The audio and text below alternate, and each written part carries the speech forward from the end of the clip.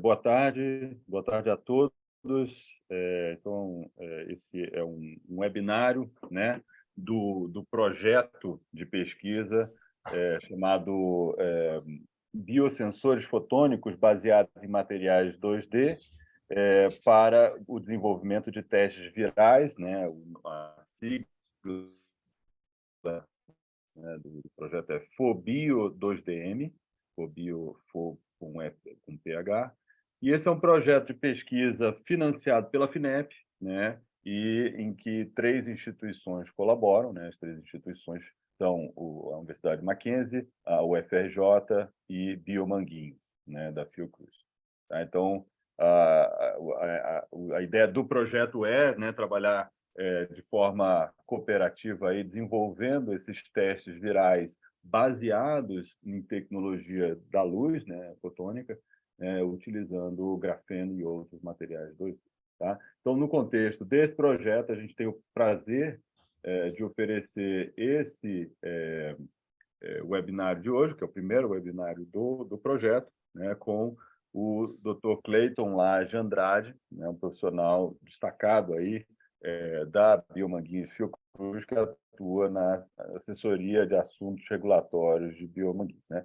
Então, o Cleiton vai falar, né, sobre critérios, parâmetros técnicos, requisitos regulatórios e desafios para registro de produtos do segmento de diagnóstico no Brasil, né? Um tema realmente muito importante, principalmente no contexto desse projeto, em que a gente realmente tem a intenção de desenvolver protótipos e, posteriormente, sensores que realmente cheguem no mercado, né? E para chegar no mercado, obviamente, que todos os requisitos regulatórios têm que ser atendidos.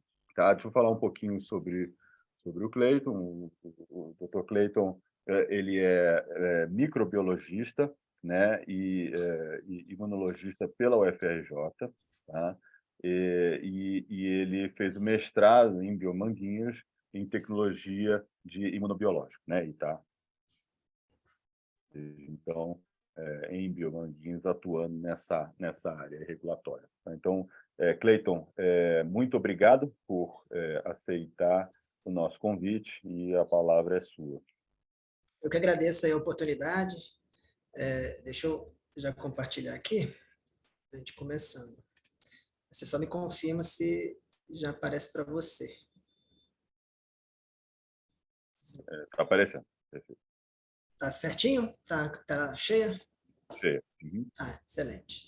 Então, primeiramente, né, mais uma vez, Cristiano, quero agradecer a oportunidade aí. Então, até pelo que me falaram, tem bastante pessoal da parte mais técnica aí, então, querendo ou não, vou ter que falar da parte chata, né, que é a parte de regulatórios, mas é a parte que é super importante, porque não adianta a gente fazer toda a parte técnica, toda a pesquisa, se a gente, né, não registrar o produto que a gente está com o objetivo lá de comercializar, né.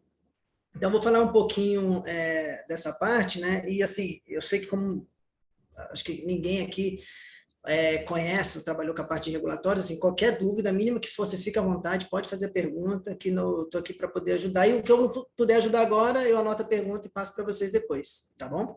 Então, inicialmente, o que eu vou falar? Desculpa, nesse contexto, eu esqueci de falar sobre isso. Pessoal, se vocês quiserem fazer, por favor, façam as perguntas aí no íconezinho Q&A, né? Question and Answer, podem fazer lá, certo? Eu combinei com o Cleiton, inclusive, porque é um tema que às vezes a gente não tem tanta familiaridade, talvez vale a pena fazer as perguntas ao longo da palestra, ou então, claro, pode deixar para o final também, mas pode fazer logo ao longo. Tem a opção, então, de clicar em Q&A e colocar a pergunta lá, ou pode ser também levantar a mão e aí a gente vai fazendo as perguntas aqui, tá bem? Ao longo da palestra ou então no final. Tá? Desculpa, Cleiton, pode continuar. Não, imagina que vocês fiquem à vontade. Deixa eu botar aqui o apontador. Você consegue ver o apontador? Sim. Ótimo. Então eu vou começar falando, né, fazer uma introdução rápida, né, dessa parte de regulatórios para produtos para diagnóstico in vitro, vou falar um pouquinho do arcabouço regulatório, que é aquela parte maçante de legislação, tentar dar uma facilitada no entendimento aqui, né, os passos que a gente tem para poder aprovar um produto, né, junto à Anvisa, né, a diferença de notificação e registro, a classificação de risco dos produtos, o pós-registro, que está relacionado com o ciclo de vida do produto, né? Os tempos regulatórios que a Anvisa leva para poder fazer essas avaliações, e exemplo de algumas exigências, né, que é o que a Anvisa normalmente tem de dúvida para quando a gente faz a submissão de registro ou peticionamentos de pós-registro, tá ok? Então, é importante destacar a RDC 36, de 2015, não é uma RDC tão nova, mas ela a Anvisa continuamente ela tem atualizado, né? Com outras RDCs ela vai atualizando o texto, né? E é importante vocês verificarem que ela é praticamente a bíblia da parte de produtos para diagnóstico in vitro, né? Então, ela, como está dizendo aqui, ó, os produtos para diagnóstico in vitro, a gente fala muito de PDI-V, produtos para diagnóstico in vitro. Eles vão compreender os reagentes, calibradores, padrões, controles, coletores de amostra, materiais e instrumentos usados individualmente ou em combinação, com a intenção de uso determinado pelo fabricante para análise in vitro de amostras derivadas do corpo humano, exclusivamente ou principalmente para prover informações com propósito de diagnóstico, monitoramento, triagem ou para determinar a compatibilidade com potenciais receptores de sangue, tecidos e órgãos. Então, só para descrever mais ou menos o que diz a RDC 36 em relação ao que é o PDI-V, né, o produto para diagnóstico in vitro. Vocês vão ver que algumas partes aqui eu vou dar uma lidinha na legislação, mas é porque é importante realmente mostrar para vocês o que ela está dizendo para a gente, o que ela esclarece para a gente, tá? Então, está aqui, continuando essa introdução da RDC 36, ela que vai legislar em relação à notificação e registro de produtos para diagnóstico in vitro, junto à GVIT, que é a gerência da Anvisa, que está relacionada com os produtos para diagnóstico in vitro, tá? E é interessante destacar que essa RDC, ela comenta muito nesses 3 itens, né? Fala em peças, em partes e em acessórios que compõem o produto para diagnóstico in vitro, né? E assim, para poder tentar explicar um pouquinho o que é cada um, normalmente as peças, elas fazem parte desse produto, mas ele não entra no registro ou registro de notificação do instrumento, do produto, tá? Normalmente são partes, que é matéria-prima, aquilo que faz parte de apoio para aquele produto, né? Então, exemplos aqui que a gente destaca, ó, cabos de conexão à rede, fontes elétricas, placas de vídeo, componente elétrico, componente eletrônico também. Então, é o que a gente precisa para determinados equipamento que a gente vai fazer o registro, né? Então, são as peças que compõem aquele equipamento, aquele produto. Agora, diferentemente, as partes e acessórios, normalmente eles têm que estar listados no cadastro ou no registro na notificação ou registro do produto, tá? Do instrumento. As peças, não. As peças a gente não precisa de fazer essa listagem no registro, não. Mas é importante destacar que a parte, né, diferentemente do que acontece com acessórios, se essa parte ela for fornecida por um fabricante que não seja a sua fábrica, né, que se for uma peça, uma parte que seja terceirizada, importada ou comprada de outro fabricante, nesse caso, dependendo do tipo de parte, ela vai ter que ser regularizada. Então, eu vou ter que, dependendo do tipo de classe, que a gente vai falar um pouquinho mais tarde, ela vai ter que ser regularizada junto à Anvisa, né, ou registrada ou notificada. Tá? Então, eu vou, um pouco mais tarde, eu vou falar um pouco até de exemplos, né, do que já aconteceu até conosco por aqui, tá? Então, essas partes, normalmente, elas são fabricadas exclusivamente para compor o instrumento, sendo essenciais para o seu funcionamento, né? Por isso que ela tem que estar cadastrada ali e estar listada, né? Porque sem ela eu não consigo utilizar esse produto. E, diferentemente em relação ao acessório, o acessório ele também tem que estar constando, mas ele pode fazer exclusivamente parte do meu kit, ali, do meu produto, ou eu só digo que ele é necessário ter ele para que eu possa utilizar aquele produto. Não necessariamente junto, né? Então, exemplos, por exemplo, pipetador. Então, você precisa de um pipetador para poder utilizar aquele kit, né, para diagnóstico, mas ele não é fornecido, né? Então, normalmente vai ser, como o produto vai ser feito em laboratório, né? Normalmente esse laboratório já vai ter esse tipo de acessório, tá? E aqui são só exemplos, né, de alguns produtos para diagnóstico in vitro, né? Eu tenho produtos moleculares, né? Eu tenho autotestes, né? Testes rápidos, testes de gravidez, que é um teste rápido também, só para ilustrar E aí você pode ver que existem produtos que são altamente complexos, como produtos que são bem simples, né? Simples em teoria, na apresentação que ele está mostrando para a gente. Tá? E aí eu entro nessa parte de arcabouço regulatório, que é como eu falei,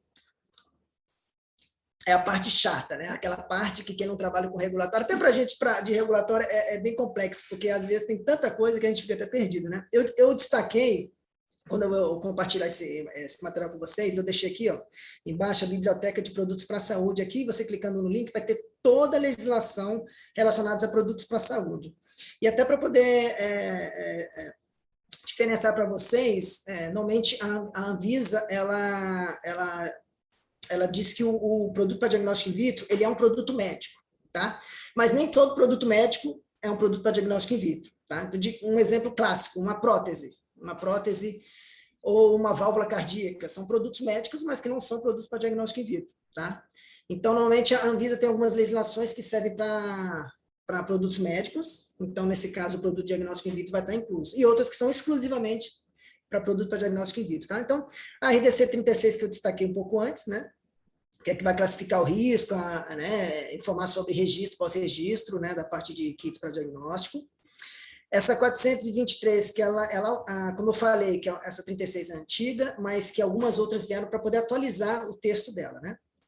Então, o que aconteceu? Antigamente, até 2020, existia o cadastro, notificação, cadastro e registro. Então, esse foi alterado e agora só tem notificação e registro. Eu vou explicar um pouquinho mais para frente essa diferença, tá?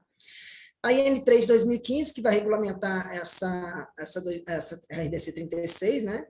E aí, falando mais da parte de agrupamento em registro de família, também vou comentar um pouquinho mais tarde. A 211 de 2018, que fala da validade de registro, né, do dispositivo médico, tá vendo que eu falo, dispositivo médico vai valer tanto para qualquer tipo de produto médico quanto para produtos para diagnóstico. É geral, né? É uma RDC um pouco mais ampla. Também vou falar já dela, dessa parte de validade, né? A IN4, né, que são as regras para disponibilização de instrução em uso, em formato não impresso, que normalmente a gente faz quando a gente tem um produto para diagnóstico, a gente não fornece um manual impresso, mas a gente disponibiliza um link para que o cliente, né, ele possa ter o acesso a esse manual. Né? A IDC 340, né, que fala dessa parte de informações de processo de regularização de dispositivos médicos, também vou comentar um pouco mais dela, e dessa IN 74, que vai dizer quais são as informações que eu tenho que apresentar para a Anvisa, né, nessa regularização desses produtos, né, os assuntos que a Anvisa destaca para a gente poder fazer essas alterações relacionadas ao ciclo de vida do produto. Isso eu vou deixar um pouco mais ilustrado para frente, né, porque a parte regulatória, né, só de legislação é bem mais chatinha. A 431, né, que é justamente o carregamento dessas instruções. Então, toda vez que a gente registra um produto, a gente tem que disponibilizar para a Anvisa, para o site da Anvisa, esse manual de instrução, tá? Isso é regulatório, né? É obrigatório a ser feito. A IDC 204, né, da procedimento de petições que são submetidas à análise do setor. Isso aqui serve para qualquer tipo de produto, né? Como a Anvisa vai analisar aquela petição de registro de produto ou pós-registro. A RDC 52, né, que é regras para registro de produto para diagnóstico in vitro de autoteste de HIV, vou citar ele um pouco mais à frente também. E a 595, que dispõe sobre requisitos e procedimentos de solicitação de registro, distribuição, comercialização e toda a parte de dispositivo médico para SARS-CoV, né, que foi feito exatamente por conta da pandemia de Covid. Então, algumas legislações foram até específicas para isso, tá? A gente vai conversar um pouquinho mais sobre isso um pouco mais para frente. Então, na realidade, o que eu vou comentar aqui para vocês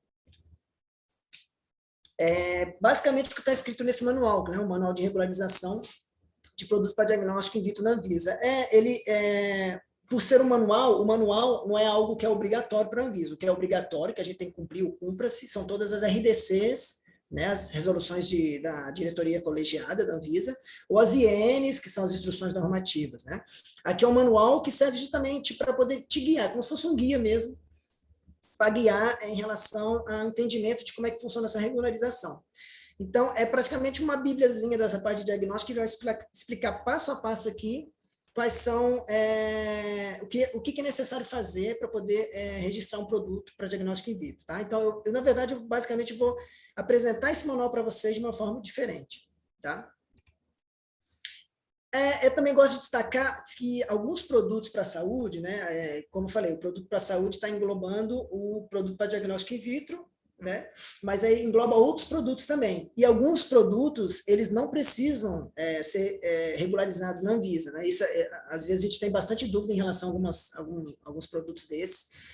Inclusive, eu vou mostrar exemplos de exigência de algumas situações de produto para a saúde que acabou que a gente teve que fazer essa regularização junto à Anvisa, tá? Então, eu botei aqui o link, não vou ficar lendo porque é maçante, mas assim, existem 10 categorias de produtos que não precisam ser regularizados na Anvisa. Eu só vou dar alguns exemplos, por exemplo, aqui, ó, produtos que utilizam utilizados na avaliação, elaboração e fabricação e preparação. Por exemplo, amalgamador odontológico, isso não precisa, né? Basta a fábrica, basta ter um produtor e distribuir, não tem problema nenhum.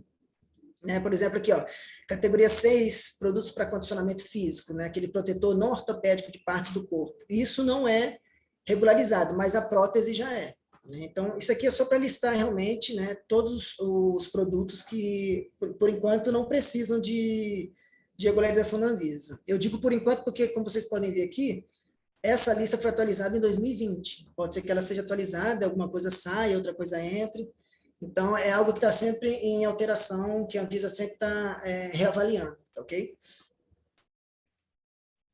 Então, inicialmente, como é que a gente vai fazer? Né? Eu quero registrar um produto. Tem uma tecnologia, né? Construir um produto e quero comercializar. O que eu tenho que fazer inicialmente? Né?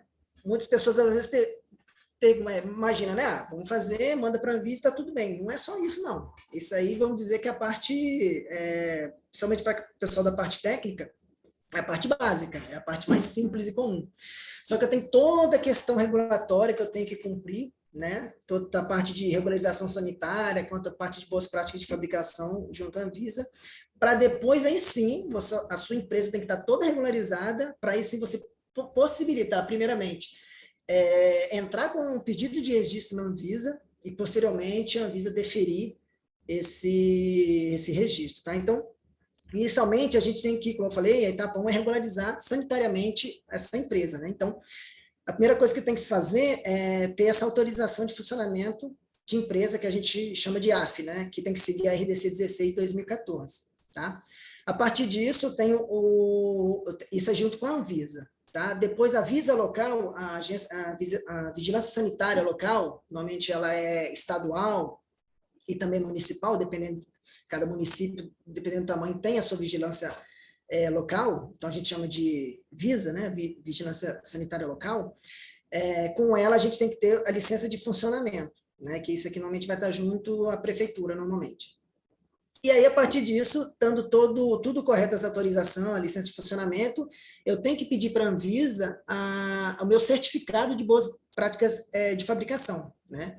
Eu tenho que pedir à Anvisa, eu entro com uma solicitação, eu tenho que seguir todos os itens descritos aqui na RDC 665, de 2022, estão vendo que ela foi recentemente atualizada, né, para esse ano ainda, e tem que seguir todas as normas, não basta eu querer fazer, eu tenho que seguir as boas práticas, e quem trabalha, ou quem já trabalhou, conhece essa parte de boas práticas de fabricação, é algo que é bem complexo, você tem que seguir rigidamente o que a Anvisa diz que você tem que fazer. Né? Se você, aí, inicialmente, quando eu fizer um pedido de boas práticas de fabricação, a Anvisa vai até o local para fazer uma inspeção local. Normalmente vai a Anvisa e a Visa local, ou normalmente a Anvisa envia a própria Visa local para poder fazer essa inspeção. É aquela hora que todo mundo fica louco, a Anvisa está vindo, corre atrás, o que tem que corrigir, o que a gente tem que melhorar, porque acaba que ela sempre vai ver, a gente sempre diz que o auditor, né, o inspetor, ele sempre tem um olho podre, né? Ele sempre vai achar um negocinho que a gente tem que melhorar, e é assim mesmo que funciona, né? Qualquer tipo de indústria farmacêutica, de produtos médicos, ela sempre tem que buscar a melhoria contínua, sempre vai ter alguma coisa que tem que ser melhorada, e muitas vezes a inspeção vai pegar isso, né? Como a gente fala, o olho de terceiro, né, o olho de fora, consegue ver coisas que a gente já está habituado a ver, e para a gente não percebe que tem algo a ser melhorado ali, né? Posteriormente, passando, Posteriormente, então, depois que eu tenho toda a regularização da empresa, eu preciso, vou tentar registrar meu produto, eu tenho que categorizar, classificar o meu produto, né? Que existe, a classificação, são 4 classificações de risco, né? Classe 1, 2, 3, 4. Eu tenho que enquadrar para saber que tipo de regularização é que esse produto vai ter que ser feito, tá? E aí, dependendo do tipo de classificação de risco, eu vou verificar se eu preciso desse certificado de boas práticas. Né? A gente vai ver um pouco mais para frente, um pouco mais detalhado, que a classe 1 e classe 2 são produtos com risco menor, então são produtos que não necessariamente a empresa ela não precisa ter certificação de boas práticas de fabricação. E aí, posteriormente, então, tem toda a parte de identificação de petição junto à Anvisa. Petição é tudo aquilo que eu vou informar e solicitar à Anvisa, tá? São as petições, tá? Então, eu posso fazer um registro, né, uma notificação, uma revalidação, uma alteração, e aí tem toda a parte de tanto do produto quanto da própria empresa, tá? Eu comentei aqui da parte da certificação de boas práticas de fabricação, e normalmente essa boas práticas ela vale de 2 em 2 anos. Então, a cada 2 anos, normalmente a Anvisa volta, ou a Anvisa local volta a inspecionar a sua fábrica. Dependendo dos achados que ela encontrou na inspeção anterior, ela pode ampliar esse prazo para até 4 anos. Tá? Vai depender muito do que é apresentado, do que a Anvisa consegue enxergar e ver no seu processo, na sua empresa. Então, normalmente, esses certificados valem de 2 em 2 anos. Muitas vezes ela pode ser automaticamente, como eu falei, dependendo da característica, né, da empresa, do que ela está mostrando para a Anvisa, do que a Anvisa acha, ela pode ser automaticamente revalidada ou realmente a Anvisa vai achar melhor ter que fazer uma nova inspeção, tá? Aí eu vejo todos os códigos de assuntos de petição, que eu vou mostrar também, quais são, para poder verificar que tipo de situação você se encontra, você precisa recorrer à Anvisa, e nesse código aí vai ter toda a documentação necessária. Então, segue a 36, que é a de registro, né, classificação de risco, e a 340, que é toda a parte de modificação, pós-registro, e a IN 74, de 2020, que está relacionado com esses assuntos de petições. Também vou comentar um pouquinho mais para frente. Então, depois disso, a gente faz esse peticionamento da Anvisa, né, segue o passo a passo do peticionamento. Esse código de assunto que eu comentei, ele descreve, ele tem um checklist da documentação que precisa, também vou mostrar, vou dar exemplo para vocês, para ficar um pouco mais claro. Anexa a documentação obrigatória e protocola a petição na Anvisa. Né? Tem um sistema, é o que eu falo, normalmente vocês podem, como eu até comentei nisso, vocês podem fazer toda a questão técnica e tudo mais, mas vocês precisam de ter uma parte regulatória, que é essa parte que vai estar responsável por todos esses trâmites junto à Anvisa. Né? E aí protocolou a petição na Anvisa. Posteriormente, então, a Anvisa vai fazer análise, né, dessa petição, né, e aí a gente vai ver que alguns produtos precisam ser levados a uma análise do INCQS, que é um Instituto Nacional de Controle de Qualidade e Saúde, que fica aqui na Fiocruz, aqui no campus do Rio de Janeiro, né, ela está ligada ao Ministério, está muito ligada à análise desses produtos de saúde, né. Então, alguns produtos também vou explicar para vocês que tipo de produto que tem que passar pela essa análise do INCQS, tá? E aí, então, vai verificar em relação à análise econômica do produto, né? Vai verificar as petições, a Anvisa, né? A Anvisa vai verificando isso tudo, se atende aos requisitos, se há alguma ausência de documentos e se há alguma necessidade de exigência técnica. Então, o que acontece normalmente? Existe toda aquela checklist de documentos que eu tenho que enviar para a Anvisa.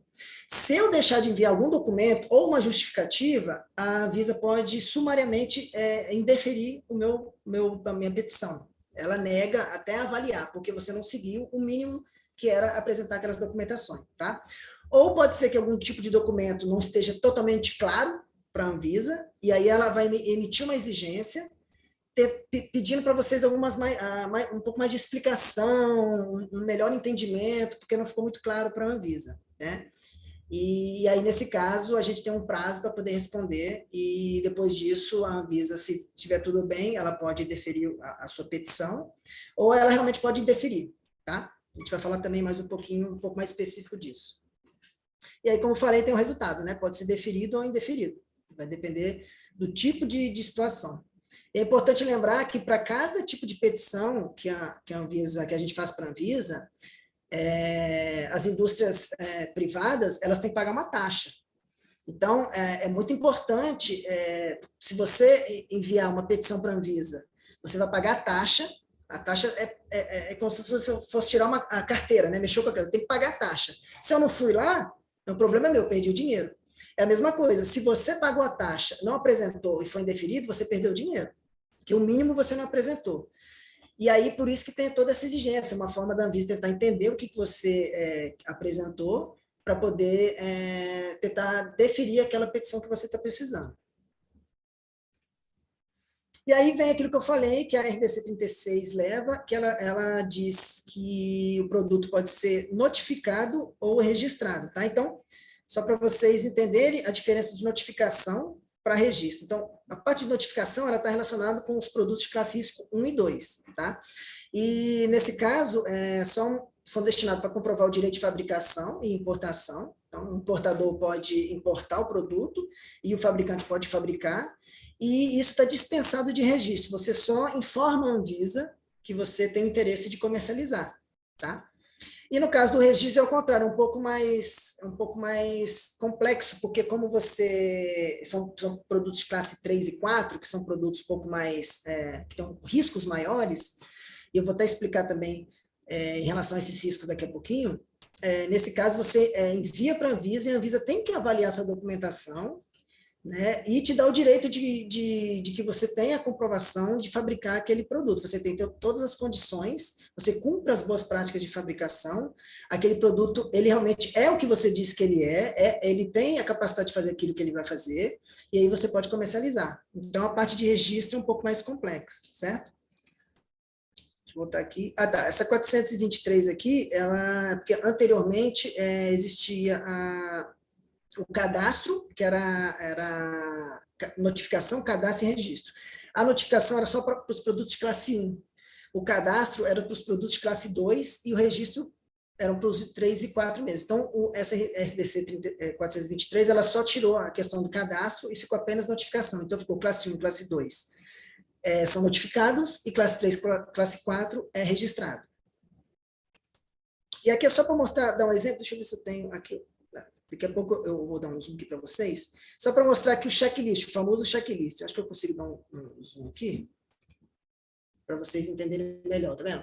Aqui é um checklist de uma notificação de produtos de classe 1, tá vendo? A relação de documentação é bem simples. Basicamente são esses quatro itens. Eu não vou falar dele agora, porque eu vou falar de outros ali, vocês vão entender. É bem mais tranquilo de poder atender. Então, nesse caso, você apresentando esses documentos, já está enviando para a Anvisa, está notificado, a Anvisa já dá o ok. Ou você, desculpa, e tem a parte de classe 2, aí você consegue perceber que a classe 2 já tem 11 documentos, então ela é um pouco mais, como a classe tem um risco um pouco maior, ela exige um pouco mais de documentação, né? Então, tem aqui 10 itens de documentação do checklist para poder cumprir. Mas da mesma forma como é uma notificação, você só precisa apresentar, e a Anvisa vai dar uma avaliada e já está tudo ok, tá? Isso aqui a gente consegue pegar no site da Anvisa, tá? Essa é a lista dos assuntos que tem lá, né? Esse caso, notificação de produto de classe 1, notificação de produto classe 2, e a documentação que precisa. E a parte de registro, que é a parte mais, registro é um pouco mais crítico, né? Tem um risco maior, né? Serve tanto para a classe 3 quanto para a classe 4. Deixa eu tentar ampliar aqui, pelo menos o início. Então, você está vendo, aqui tem um pouquinho mais de documentação, são 13 documentos, eu vou falar um pouquinho de cada um deles, para vocês terem uma noção do que é pedido para cada um. Então, mostrando esse aqui, já praticamente engloba todos os outros, tá? A ideia é só vocês ver que a documentação dos outros estão todas aqui inclusas, tá? Então, vamos começar falando um pouquinho de cada um. Então, perdão, deixa eu voltar aqui primeiro. Primeiro, inicialmente, o modelo de rotulagem, né, que você vai ter do produto. Esse modelo de rotulagem, ele tem toda uma especificidade, todos os informes que você tem que colocar lá, né, a embalagem, a apresentação, o registro, a informação do fabricante legal, o fabricante, a unidade fabril, né, tudo isso você vai ter que estar informado, né? Então, eu não botei aqui para não ficar muito maçante, mas exatamente o que diz lá na RDC, nesse manual que eu comentei inicialmente. Tem todas as informações que você tem que colocar lá. Você tem que enviar a instrução de uso, né, ou também chamado de manual do usuário, né, explicando como é que funciona aquele produto. E aí eu começo a parte do dossiê técnico, que é a parte mais técnica mesmo, informativa do produto em si. Começando aqui na parte 3, né, ele diz aqui, ó, descrição do produto, então eu tenho que atender aos itens A a J do artigo 29 lá da RDC 36. Então, inicialmente, eu tenho que dizer qual a indicação ou uso pretendido desse produto, né? Então, em relação só a essa parte aqui, eu tenho que explicar todos esses itens, né? Qual que é o analito ou mensurando que eu quero, né? A funcionalidade dele, né? A situação específica, a condição, o fator ali de interesse que eu preciso detectar, definir ou diferenciar relacionado a esse produto para diagnóstico. Qual que é o usuário pretendido, né? Se é profissional, se é usuário leigo, e a gente vê que, depois vou mostrar que o usuário leigo tem uma legislação específica para ele, né? Não pode ser feito de qualquer forma. Né? O ambiente ou local de uso, né? Que está muito relacionado ao usuário pretendido, né? Logicamente. Se ele é de uso único e uso múltiplo, isso aqui pode, isso pode não, isso influencia em relação à estabilidade do produto, que eu vou comentar já já. Se ele é automatizado, semi-automatizado ou não automatizado, né, se é quantitativo ou qualitativo, né, o tipo de amostra que eu preciso para esse teste. Né? Isso tudo está dentro da indicação de uso. Né? Então, esse manual que eu comentei com vocês, ele já tem descrito certinho, né, o beabá ali do que tem que ter nesse dossiê técnico, que é exatamente isso que eu vou mostrar para vocês aqui. Primeiro, então, depois, eu tenho a descrição detalhada do princípio de método do ensaio, eu tenho que mostrar, né, como é que funciona aquele ensaio ou a operação do instrumento, né, e aí a classe de risco, né, eu tenho que dizer qual é a classe de risco, se for, nesse caso aqui, como a gente está registrando, ou ele é 3 ou ele é 4, né. Os componentes, tem que descrever, lembra que eu falei lá no início que esses componentes, eles têm que estar descritos ali no dossiê, né, junto do registro, né? As apresentações comerciais é o tipo de embalagem, né, primária e secundária. Então, lembrando, embalagem primária sempre é aquela que tem contato com o meu produto, né? Se eu tiver uma enzima, um tampão, então é onde o tampão ou essa enzima está guardada. Então, se eu tiver, por exemplo, um criofrasco, né, um criotubo, ele vai ser minha embalagem primária. E eu vou encaixar ele dentro de um cartucho, uma caixinha, essa caixinha minha, esse cartucho, é minha embalagem secundária, tá? E normalmente depois você pega esses cartuchinhos, põe numa embalagem terciária, uma embalagem que a gente normalmente fala que é para comercialização, né? Uma caixa de embarque. Então, mas o principal é dizer que o que tem contato com o produto diretamente é primário e o que tem contato com a embalagem primária é a secundária. As características do instrumento necessário quando é aplicado, né? Porque nem sempre o produto vai ter um instrumento dedicado para ele, né? O software também, se tiver algum ou se for dedicado. Configurações e variações, né, desse produto. Se for, aí a gente começa a ver que o resto aqui é praticamente quando aplicável, vai depender da característica do produto. Né? Descrição dos acessórios de outros produtos, né, que a gente precisa. Então, como eu falei, às vezes eu preciso de uma pipeta que eu não estou fornecendo, então eu preciso dela para poder utilizar o kit. Então, eu descrevo lá que é um acessório que não está sendo enviado, mas que é importante ter para poder utilizar aquele produto. Tá? E indicação dos países quando a gente tem essa exportação desse produto. Tá? Então, esse é o item 3 do dossiê, apenas o item 3, né? Só para começar. Sim, lembrando que esse software, esse ano, a Anvisa publicou essa RDC 657, né, que dispõe sobre a regularização de software como produto, como dispositivo médico, né, chamado de Software as a Medical Device, né, o SAMD. Isso a Anvisa está se harmonizando internacionalmente com várias normas internacionais, na quais alguns países já possuem essa legislação, né, de regularizar o software como se fosse um produto à parte. Né? Então, dependendo da característica do software, ele tem que ser regularizado à parte. Então, eu preciso ter o meu produto, a regularização do produto e a regularização do software em separado. E aí eu linko o registro do software ao meu registro do meu produto. Tá? Então, um exemplo que a gente às vezes tem aqui, por exemplo, um software que só faz laudo, emite laudo. Esse não precisa, mas isso está descrito lá nessa RDC. Então, a gente precisa verificar na RDC se o software que eu tenho, eu preciso de fazer essa regularização. Então, normalmente, uma termo, por exemplo, a termo que tem alguns equipamentos, e esses equipamentos, né, precisam de um software que funcione ali. Ela vai ter que regularizar o equipamento e o software, né? Anteriormente, se eu não me engano, ela fazia tudo junto, agora vai ter que ser uma coisa separada, tá? Ficou um pouco mais complexo, mas tem relação à questão de criticidade, de risco, né? Do que aquilo pode levar à funcionalidade do produto, a Anvisa fez essa separação.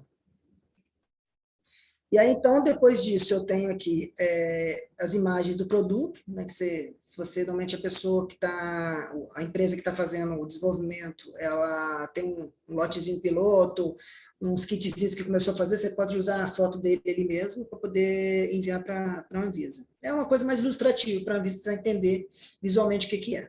Né? Relatório de gerenciamento de risco, que normalmente a gente faz em relação a essa produção. Né? Para quem não sabe, assim, a gente está falando de produtos para diagnóstico, mas produtos para saúde e medicamento, a Anvisa, não só a Anvisa, né, mas toda a questão regulatória mundial é muito baseada em risco. Né? Se você tiver um gerenciamento de risco robusto, que faça com que a agência sanitária entenda que você conhece bem o seu produto, o seu processo, muita coisa pode ser justificada utilizando essa análise de risco. Tá? Então, lista de normas técnicas adotadas, se você tem alguma ISO que você, de repente, cumpre, você tem a certificação, você pode citar lá, mas é uma coisa que não é obrigatório, você só se tiver mesmo, se for aplicável, né? E aí começam os estudos de desempenho. Então, começando aqui no estudo de desempenho, esses itens de A até o L do artigo 29, né? Do item 6 do artigo 29, o que ele me pede em relação a estudo de desempenho? Amostras biológicas, em relação às amostras biológicas. Será que meu alvo é algo que eu preciso detectar, eu preciso verificar ali, então eu tenho que ter uma caracterização, e eu testo com algumas amostras, eu tenho que ter a caracterização e validação dessas amostras, que são utilizadas, as amostras clínicas, tá? E, logicamente, as condições de armazenamento e estabilidade dessas amostras, né? Isso vai garantir que, realmente, eu tenho as amostras adequadas para aquela funcionalidade que eu preciso, e ela realmente funciona porque eu tenho garantia de que ela está nas condições ideais para que funcione, que o meu produto atua de maneira correta. Né? A determinação de rastreabilidade metrológica de valores e calibradores e controles, isso aqui, normalmente, quando você compra um calibrador, um controle, alguma coisa assim, isso tem que ter essa rastreabilidade metrológica, você envia para a Anvisa as informações relacionadas a esses calibradores, esses controles, né? Aí vem toda a parte mesmo de desempenho, né? Eu tenho que verificar a exatidão, e aqui vai depender da característica do produto, né? Nem todas são aplicáveis, né? Então, a empresa tem que saber que tipo de produto ela quer, quais são as características desse produto, que tipo de analito vai ser utilizado, que tipo de ensaio está relacionado àquele produto, e verificar o que é aplicável aqui, né? A exatidão, a precisão de medição, e aí eu tenho que ter a repetibilidade e reprodutibilidade, né? Acessibilidade analítica, o limite de detecção, a especificidade analítica, o efeito prozona, intervalo de medição, né? Ou linearidade, limite de cutoff, aí eu tenho que fazer mostrar o relatório de validação de procedimento de ensaio, quer dizer exatamente o que eu fiz para chegar naquele produto, né? Quais foram os testes, ensaios, o que eu utilizei. Se o meu produto ele for estéril, ele tiver uma certa limpeza, eu tenho que demonstrar a validação dessa limpeza. Né? Alguns produtos, por exemplo, uma agulha que eu tenho que utilizar para pegar uma amostra, ela tem que ser estéril. Então, eu tenho que garantir que ela é estéril, eu tenho que mostrar para a Anvisa que ela foi adequadamente estéril. Isso que vai fazer é o meu relatório de validação, de limpeza. Tá? Ou algum kit que realmente ele tem que estar totalmente estéril para ele funcionar corretamente. Se tiver qualquer tipo de contaminação, vai interferir no resultado. Então, esse tipo de produto que ele é estéril, ele é limpo, eu tenho que mostrar essa validação para a Anvisa. Né?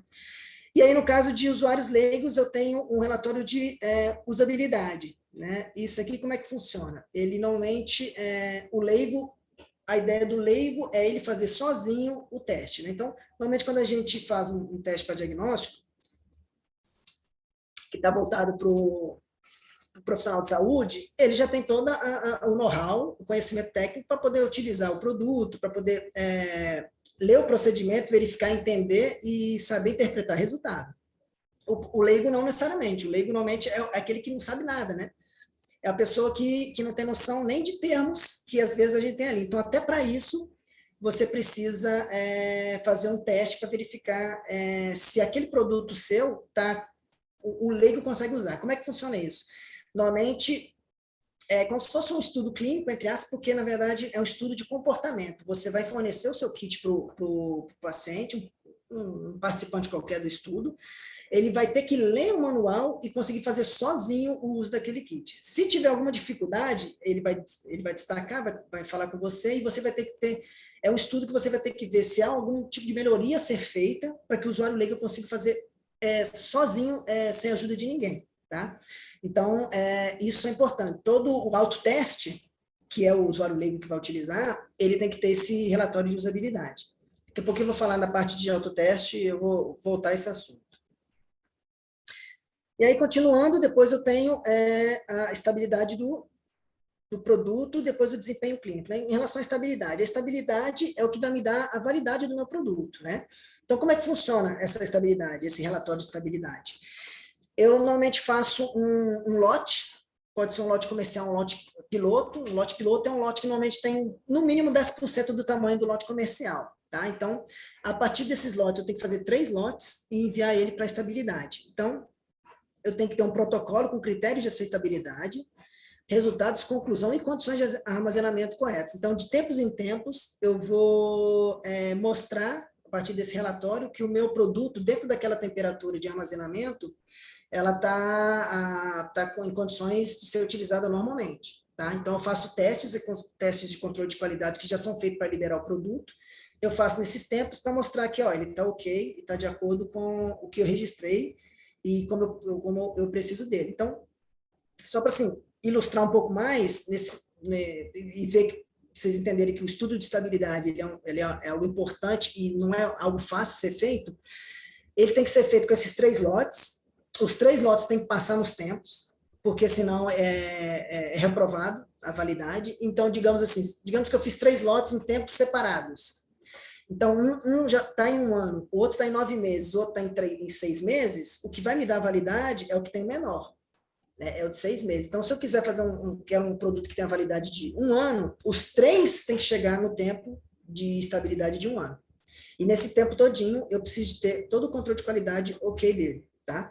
Então, inicialmente é feito de mês em mês, nos 6 primeiros meses, que a gente chama até de estabilidade acelerada, porque nesse caso a gente coloca em condições um pouco mais extremas de temperatura, né? Isso se leva um pouco ao estresse do produto e mostra que mesmo assim, durante esses 6 meses, ele conseguiu cumprir a qualidade que ele foi classificado.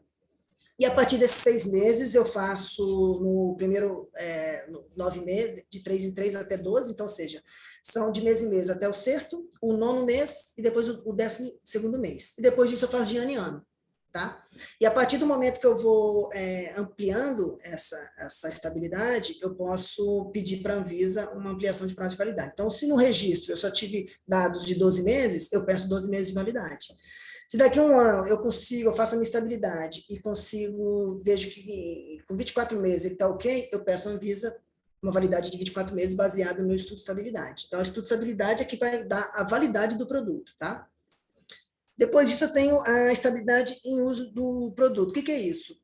Lembra que eu comentei um pouco anterior que o produto pode ser simples ou de multiuso, né? Ou seja, ele posso usar pronto uso, eu abri, usei, nesse caso, a validade dele de uso não precisa, porque eu vou abrir, vou usar e vai acabar. Mas tem produto que eu abro, uso, depois fecho. Depois eu abro, uso de novo e fecho. Porque ele tem certa quantidade de vezes que eu posso utilizar. Nesse caso, até para isso eu preciso fazer um estudo de estabilidade de uso, para ele mostrar que naquele tempo que eu estou utilizando, abrindo, fechando, né, que ele está envolvido ali numa situação, numa condição que pode interferir na qualidade dele, eu tenho que demonstrar que isso não interfere na qualidade do produto. Então, a gente chama isso de estabilidade em uso. Tá? E a estabilidade de transporte ou expedição. Então, se eu fabrico um produto aqui no Rio de Janeiro, mas eu levo ele para o Amazonas, olha a quantidade de interferência climática que pode acontecer ali. Então, se digamos, eu tenho um produto que tem que ser armazenado em 2 a 8 graus, e eu vou transportar ele em isopor, que já está lá com, digamos, com gelo seco, ou que seja num caminhão frigorífico que trabalhe, né, nessa temperatura de 2 a 8 graus, eu tenho que garantir que esse transporte até lá não saia dessa temperatura, porque na minha estabilidade eu defini que de 2 a 8 ele tem 1 ano de validade, então ele tem que ser mantido de 2 a 8, tá? Então eu tenho que validar esse transporte, mostrar, por exemplo, se ele tiver nessa caixa aqui com isopor, uma caixa de isopor lacrada com gelo seco, ele mantém, ele consegue ficar com 2 a 8 por 1 semana. Então, ok, se eu fizer uma estabilidade de transporte dizendo que isso acontece, mostrando no meu relatório que está tudo ok, então, durante 7 dias, independente do caminho que ele percorra, ele vai garantir aquela temperatura. Então, isso também é importantíssimo apresentar para a Anvisa. E aí, a parte de desempenho clínico, né? Isso aqui só para ilustrar, porque no Brasil, a gente não tem uma legislação de estudo de estabilidade para produtos para diagnóstico, a gente só tem para medicamento. Então, normalmente a gente usa guias, né, internacionais, como o da OMS aqui, né, que é estabilidade, né, estabelecendo estabilidade de dispositivos médicos de diagnóstico in vitro, né? Aquilo que eu falei, dispositivo médico pode ser tanto diagnóstico in vitro quanto outros produtos relacionados à parte de medicina, né? Ou a gente pode utilizar também a ISO 23640, tá? Que é de estabilidade de reagentes para diagnóstico in vitro. Então, a gente pode fazer o uso disso como referência para poder desenhar o nosso estudo de estabilidade para a Anvisa. E depois disso, a gente tem que fazer a questão do estudo de desempenho clínico, que é o quê? Você utilizar as amostras clínicas, né, para poder mostrar que realmente o seu produto ele está desempenhando o papel correto. Então, normalmente, o que a Anvisa pede? Eu preciso de 50 amostras positivas e 50 amostras negativas, né, daquele analito ali que eu preciso verificar, né, em relação, digamos, a uma doença qualquer. Então, esse normalmente é o mínimo que ela pede, você vai fazer os estudos com essas amostras, mostrar que realmente as positivas deram positivas, negativas deram negativas, né? Às vezes tem a parte estatística que você tem que estar dentro, né, do seu coeficiente de aceitação e apresentar isso para a Anvisa, né, esse desempenho clínico.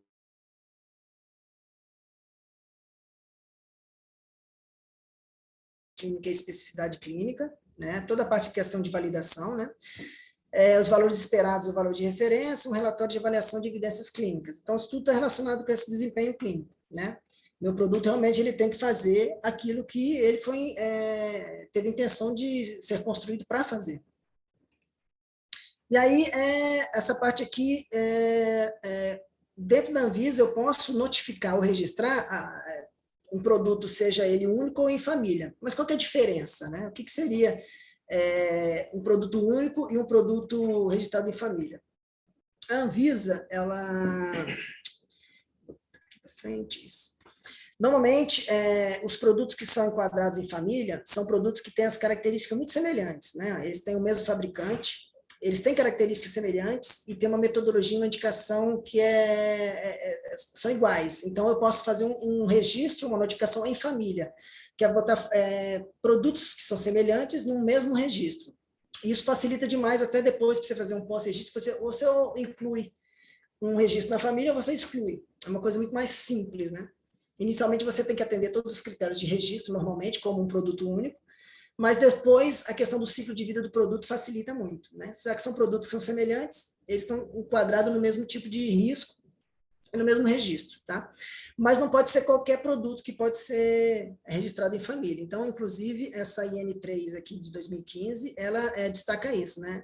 Existem essas famílias de produtos que essa IN destaca, que são as famílias que existem, que a gente que nos possibilita registrar um produto. Então, são as famílias de meios de cultura, suplementos, dispositivos de microbiologia, famílias de reagentes para imunohematologia, família de sistema de discos, fitas e pesquisa de imunoglobulina imunoespecífica, né? Família de corantes, de produtos para histocompatibilidade, citometria de fluxo, imunohistoquímica e sondas para hibridização in situ. Só esses tipos de produto é que podem ser classificados como família, tá? São produtos que têm diversas diferenças, mas que diferença em relação ao produto, mas que são características semelhantes que podem enquadrá-los dentro dessa família. Então, outra coisa também importante, esses produtos aqui, além de ter esses produtos que já está listado nessa IN, existem alguns produtos que eles podem ser agrupados em família, tá? Aqui são alguns exemplos, não vou ficar lendo para não ficar muito chato, mas nessa própria IN aqui no artigo 12, a N3 aqui, ele destaca esses produtos, né? E o importante que tem que destacar é que a partir do momento que você registrou um produto como único, ele vai ter o ciclo de vida único e ele vai morrer único, né? Então, ou seja, registrou como único, ele não pode ser mais enquadrado em família.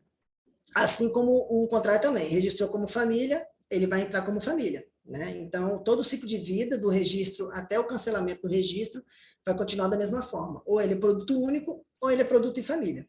Não posso mudar, não, no meio do caminho. E aí, aquilo que eu comentei, né, em relação ao NCQS, alguns produtos, né, eles têm que ser enviados para o NCQS, né, o NCQS tem que fazer essa análise prévia, né, está relacionado muito a produto no qual o Ministério da Saúde vê como um risco, né, para a questão da saúde pública. E aí, quais são esses produtos que normalmente vão para o NCQS? Por obrigação, né? Então, normalmente esses produtos aqui, eles são produtos relacionados à triagem de banco de sangue, né? Então, são os que são reagentes de imunohematologia, né? Sistema OBO, sistema RH, anticorpos irregulares, hepatite B, hepatite C, sífilis, HIV, Chagas, HTLV, e alguns produtos para diagnóstico de vírus da dengue. Então, todo esse tipo de produto aqui, a Anvisa, posteriormente, vai enviar uma exigência técnica, na qual você tem que enviar algumas amostras para eles fazerem essa análise prévia. Mas como é que funciona isso? Como eu falei, assim que chegar a exigência da Anvisa, ela vai mandar uma tabelinha como se fosse essa daqui. Né? Normalmente essa tabelinha aqui é padrão, né? Ela vai dizer o tipo, dependendo da metodologia que é o seu produto, a quantidade de amostragem que você tem que enviar para a Anvisa. Então, digamos que eu tenho lá um dengue, meu produto é um ELISA para dengue e um teste rápido, ou teste rápido. Então, eu vou ter que enviar para a Anvisa 300 testes. Anvisa não, desculpa, INCQS, eu tenho que enviar para o INCQS 300 testes. Então, normalmente eu faço um ofício, um memorando, uma carta, e junto com essa carta, né, mando os testes para o INCQS. Então, como é que vai funcionar isso? Assim que a Anvisa enviou, você vai verificar aqui a amostragem, manda essa quantidade para o INCQS. Esse documento que você está enviando junto, né, a carta, o memorando, a INCQS vai dizer lá, recebido. Então, essa cartinha, esse memorando, dizendo lá que o INCQS recebeu, isso aqui responde a sua exigência. Você envia para a Anvisa e fala, ó, já enviei para o INCQS. E aí você aguarda, porque o laudo de análise do NCQS vai ser enviado diretamente para a Anvisa. Então, se estiver tudo ok, a Anvisa vai deferir teu registro, ou seu pós-registro, dependendo do que for e precisar dessa análise prévia. Tá? Se não tiver ok, ela vai te informar com uma nova exigência, dizendo que teve algum problema, que você tentar resolver. Tá? Então, esse tipo de esses produtos aqui são obrigatoriamente, eles têm que passar por uma análise prévia do NCQS. E aí entra muito a questão da classe de risco, como eu falei, né? Classe de risco 1 e 2 estão sujeitas a notificações e a 3 e 4 é sujeita a registro.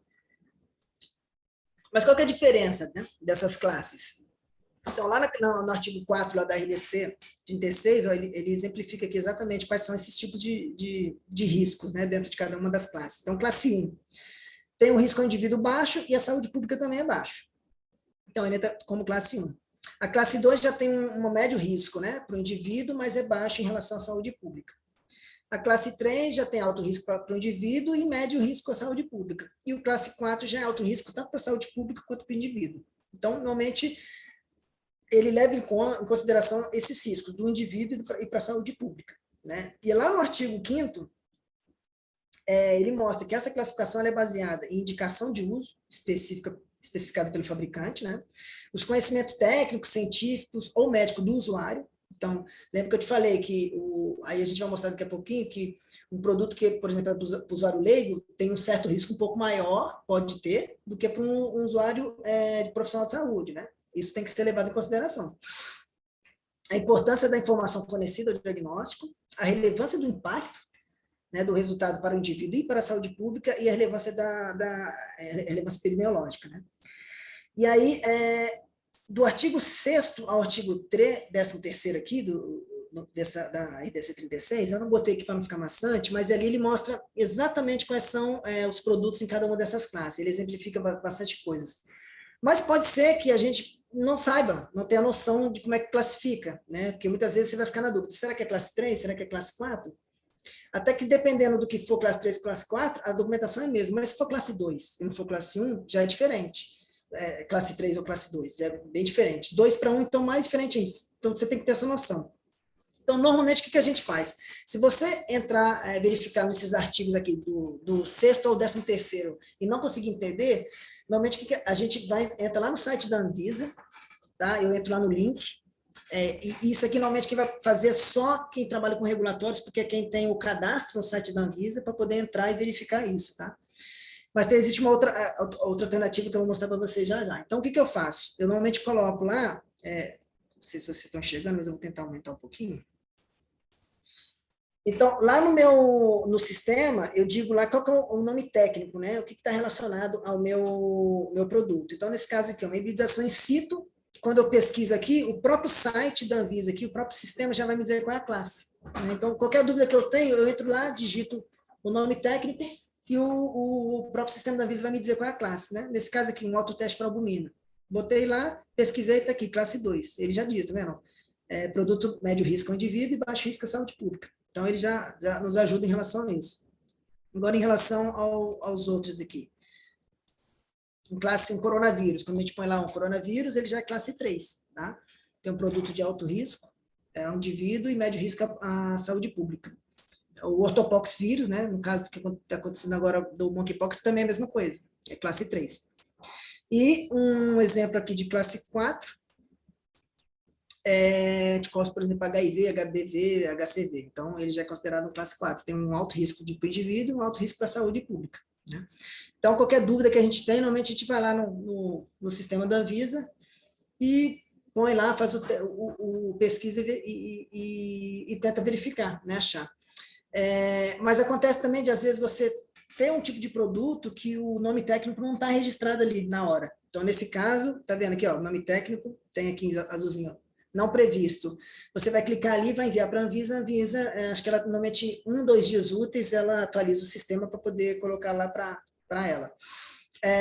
Inclusive, por exemplo, a gente, quando foi registrar produto para monkeypox agora, a gente até fez uma reunião prévia com a Anvisa e até a gente comentou, ó, não tem o monkeypox diretamente. Aí eles orientaram, não, pode botar como ortopox vírus, né? Então, a gente usou o ortopox vírus aqui como o nome técnico para o monkeypox, tá? Então, o próprio sistema nos ajuda, nos orienta nesse sentido.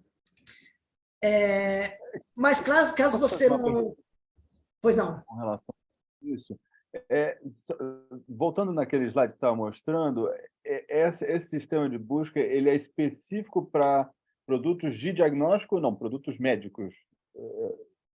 Não, ele serve para produto médico também. Isso aqui serve para classificação de risco, né? Isso. Vai depender aí do nome técnico que você coloca. A minha pergunta é, por exemplo, coronavírus, qualquer coisa que é destinado para coronavírus é classe 3, independente do tipo de produto. Okay. Exatamente. Ele entra como nome técnico de coronavírus e fica classificado como classe 3. Tá? E aí tem que registrar. 3, 4 ele registra normalmente. Então, o nome técnico é independente, né, do tipo de produto, se está relacionado com aquilo, a classificação é aquela ali. Tá? Mas acontece também, aí inclusive eu ia até falar, você às vezes está na dúvida, né? Mesmo ali você às vezes encontra mais de um nome técnico que de repente possa entrar dentro do seu produto. Então, o que você pode fazer? A gente sempre entra em contato com a Anvisa. Então, você vai clicar lá no site da Anvisa, tá? O link eu deixei aqui. Lá no site da Anvisa, lá no início, tem esses 3 pontinhos, você clica nos 3 pontinhos, você vai abrir lá, vou ampliar aqui para vocês. Vou voltar aqui. Então, inicialmente, você vai clicar lá nos 3 pontinhos, né? Vai abrir aqui essa aba aqui de informações. Nessa aba de informações aqui, você vai clicar para vocês, canais de atendimento. Dentro de canais de atendimento, você pode fazer o Fale Conosco. Existem outros, né? Tem o telefone, o web chat, mas assim, telefone, às vezes, e o WebChat é uma empresa terceirizada que eles não vão saber responder para você na hora, né? Então, se eles não tiverem lá tudo em mão, a sua pergunta não for algo que está lá na mão deles, eles não vão poder responder, vai demorar o mesmo tempo que o Fale Conosco. Então, é melhor fazer um Fale Conosco. Então, você clica no Fale Conosco, depois você só vai preencher o formulário do Fale Conosco lá, né? Vai preencher com o seu nome, empresa, com a sua pergunta. E ele normalmente está dizendo que o prazo aqui são 15 dias úteis, que a Anvisa normalmente responde. Normalmente ela demora, ela vai mais rápido do que isso, né? Mas é o prazo máximo que ela tem para te responder. Então, qualquer dúvida que você tem, pode fazer um Fale Conosco com a Anvisa. E aí não precisa ser a pessoa de regulatório, pode ser qualquer pessoa, tá? Mais alguma dúvida, Cristiano? Posso seguir? Pode seguir. Tá. E aí, como eu falei, né, eu comentei lá dos autotestes, né, que está relacionado com os usuários leigos, né? Então, no caso de autoteste, a Anvisa já classifica ele como 3, tá? Ele automaticamente já é classificado como 3. Porém, alguns autotestes, né, em que o resultado não seja determinante de um estado clinicamente crítico, vai pertencer à classe 2. Por exemplo, um autoteste de gravidez. Um autoteste de gravidez, ele não tem um estado clinicamente crítico. Então, nesse caso, ele entra como classe 2, não como classe 3, tá? O que está aqui também diz, ó, alguns produtos, a Anvisa diz que não podem ser feitos para usuário leigos, né? E aí que ele, no artigo 15 da RDC 36, ele descreve, né? Então, alguns produtos que verifica a presença, né, de um organismo patogênico ou agente transmissível, né? Incluindo agentes de doenças infecciosas de notificação compulsória, tá? Mas nesse caso aqui, a Anvisa, dependendo do tipo de situação, ela vai, por publicação de uma RDC, de uma legislação, ela vai poder autorizar esse tipo de registro, tá? De autoteste. Então, como está dizendo aqui, ó, qualquer doença infecciosa passiva de notificação compulsória não pode ser registrada como autoteste, mas aí ela publicou, no exemplo, a RDC 595 desse ano para a Covid-19. Então, devido a toda a situação, eles acharam que é importante ter o autoteste. E para HIV também, pela RDC 52/2015. Né? Então, dependendo do tipo de situação epidemiológica que existe no país, a Anvisa pode aceitar, mas ela tem que publicar uma RDC específica para aquele tipo de produto, tá bom? E alguns outros produtos que não entram, né? Como autoteste, né? São os que realizam tipagem sanguínea, os que realizam o teste genético para determinar a presença ou prever suscetibilidade à doença de condição fisiológica, auxiliar no diagnóstico ou indicar a presença de doença, marcadores cardíacos ou tumorais ou condições com sérias implicações de saúde e indicação ou presença de drogas ou seus metabólicos, tá? Então, tirando esses, nesse caso de doença infecciosa, a Anvisa tem que ter uma legislação específica para isso.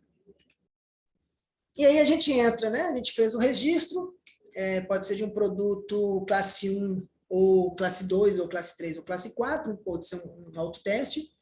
E aí, a partir do momento que eu tenho deferimento desse registro, ou dessa notificação, o produto entra no ciclo de vida dele, né?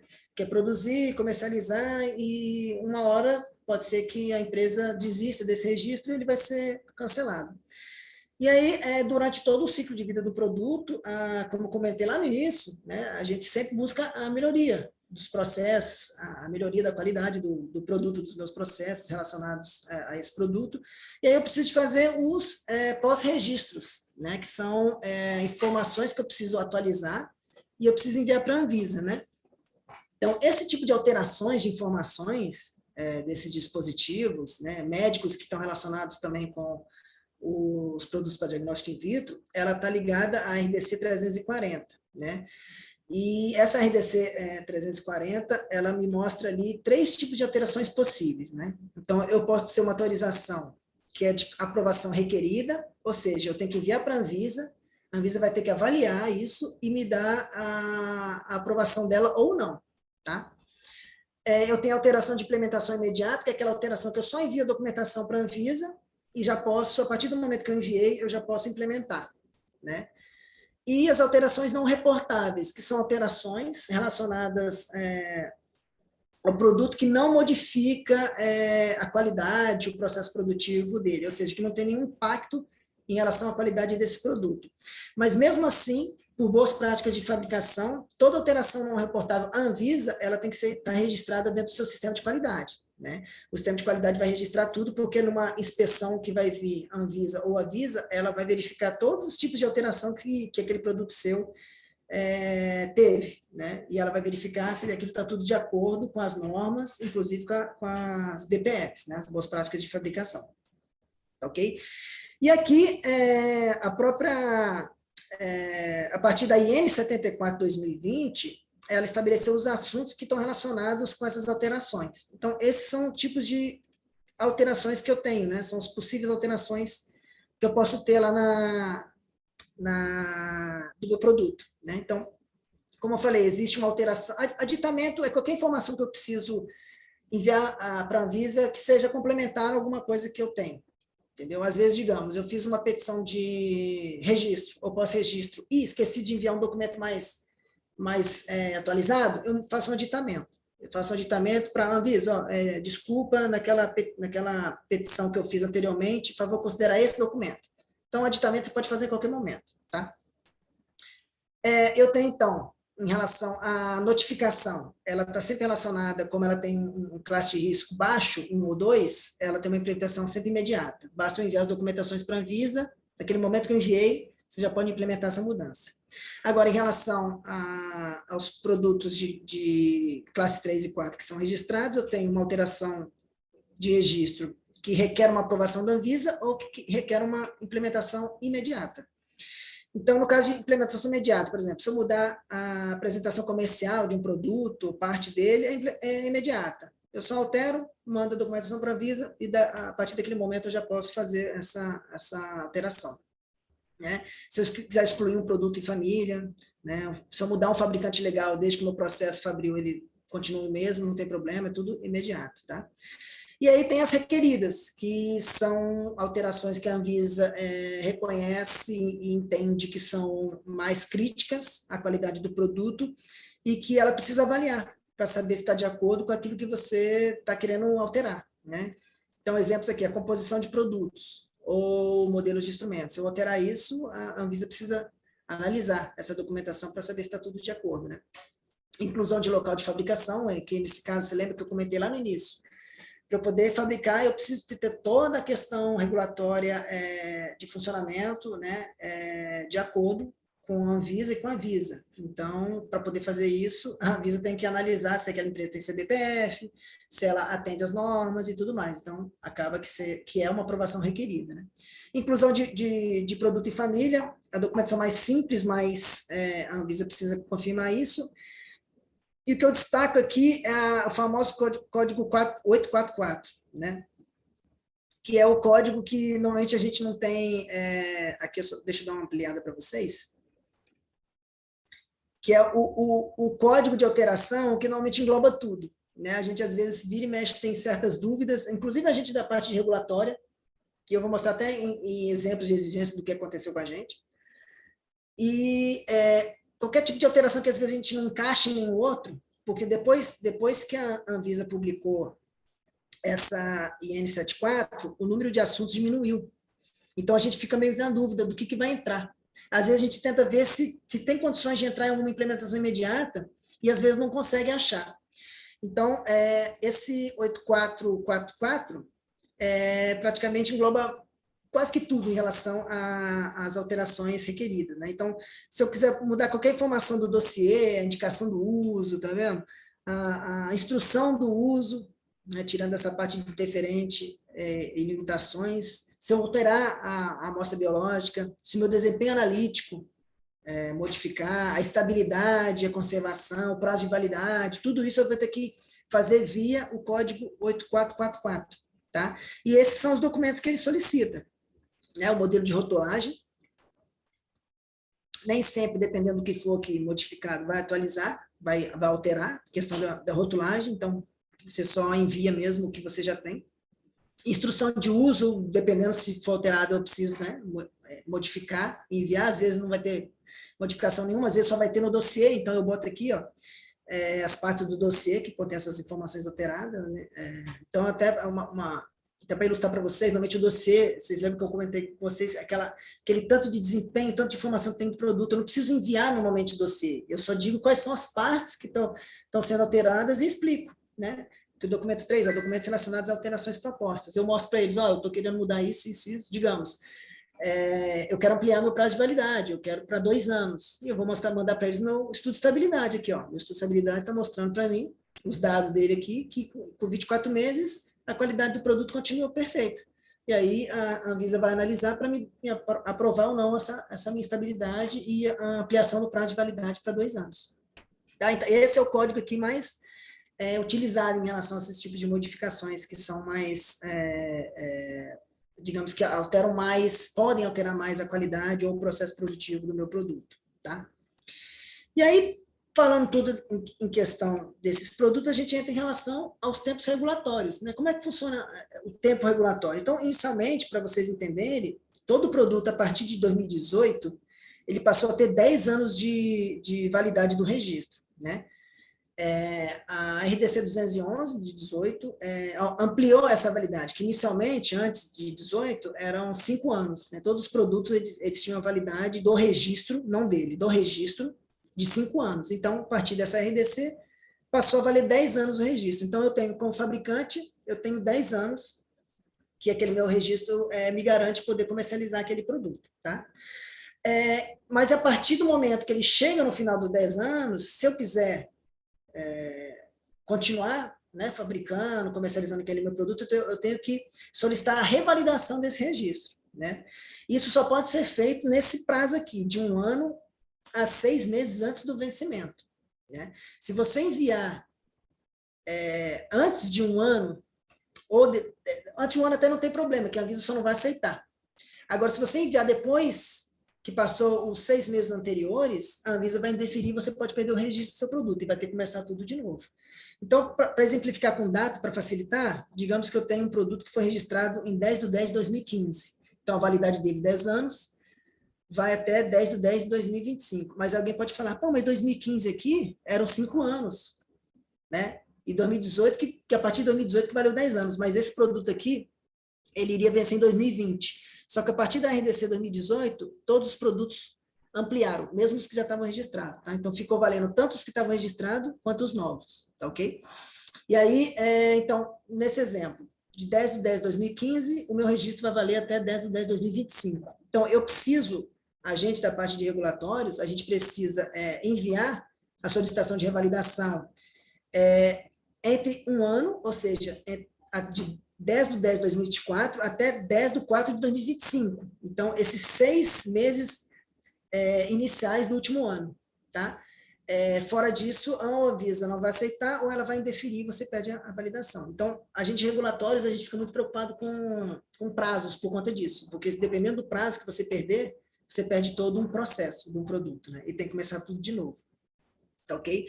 E aí, quando você faz essa solicitação de revalidação, fica valendo a validade do registro, não da publicação da revalidação, né? Então, se eu revalidar desse produto aqui, então ele vai para até 2035, 10/10/2035, tá? Porque pode ser que eu peça para validar aqui, revalidar, e a publicação vai me dar lá para o dia, digamos, 10 de janeiro de 2026. Não é 36, fica valendo o ano lá de registro somado de 10 em 10, tá ok? Essa parte é mais para vocês terem essa noção, mas regulatórios é que tem que ficar ligado com isso, né? Com a parte toda de prazos. Inclusive dos prazos de tempos regulatórios da Anvisa. Então, como é que funciona esse prazo? Eu envio um registro, eu envio um pós-registro. Qual o prazo que a Anvisa tem para poder analisar? Então, ela normalmente nos dá 90 dias. Tá? 90 dias é o prazo máximo que a Anvisa tem para poder analisar aquela sua petição. Só que ela pode também, em até 1 mês antes de vencer, ela pode pedir mais 1/3 de ampliação de tempo para ela analisar. Então, nesse caso aqui, eu tenho de 90 dias mais 1/3, que são 30 dias, eu tenho de 90 dias até 120 dias que a Anvisa pode ter de tempo de avaliação dessa minha petição. tá ok? E aí, mas a Anvisa, normalmente, dependendo do tipo de produto e dependendo da agenda dela lá, ela consegue fazer isso bem mais rápido, tá? Agora a gente está numa situação de pandemia que atrasou todos os processos da Anvisa, porque ela focou basicamente no que era de coronavírus, tanto medicamento quanto kits para diagnóstico,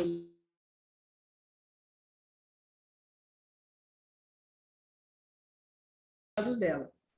E no caso de uma exigência, que ela vai exarar para a gente, vai, né, nos enviar com alguma dúvida em relação ao produto, à petição que eu estou fazendo, seja de registro, de pós-registro, a partir do momento que ela exara a exigência vai chegar na caixa postal da empresa, que a gente tem um sistema que a gente entra para verificar isso, né, a gente regulatórios faz isso.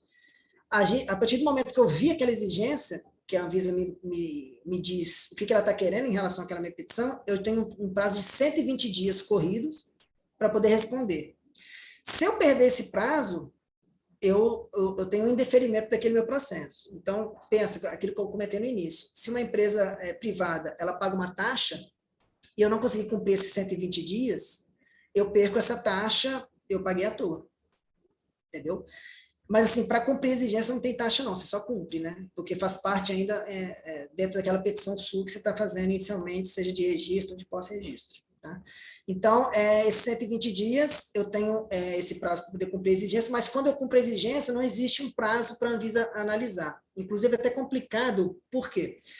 A Anvisa não dá um prazo para ela analisar a exigência, porque vai depender de produto para produto. Né? Tem produto que, de repente, é muito complexo. Então, se ela bota um prazo que, de repente, seja muito pequeno para aquele produto lá, ela acaba que ela não vai atender o próprio prazo dela. Então, ela não põe um prazo. Normalmente, você cumpriu a exigência, já entra numa fila lá e eles vão analisar em relação a essa fila. Tá? Normalmente, principalmente produto para diagnóstico, as análises não são demoradas, não. Né? Então, existe um analista lá da Anvisa que vai verificar esse seu processo e aí, quando você responder a exigência, volta para ele. Então, ele já sabe do que se trata, fica um pouco mais fácil de poder analisar. Tá ok?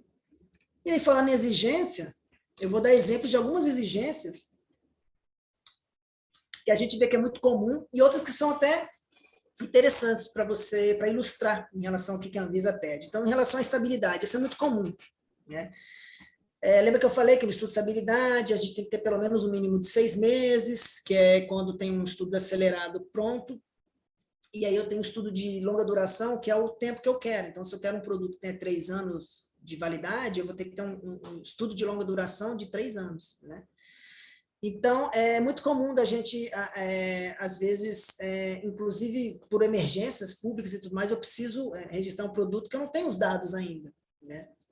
E aí, dependendo do tipo de produto que você tenha, no nosso caso, a gente tem muito produto que é semelhante, eles não são registrados em família, mas eles são semelhantes, até porque ele tem alvos diferentes, tal, mas em relação à característica do produto, eles são semelhantes. Às vezes, até tenta se basear para pedir à Anvisa certas situações que está complicado de conseguir o tempo, mas para poder agilizar em relação à saúde pública, né?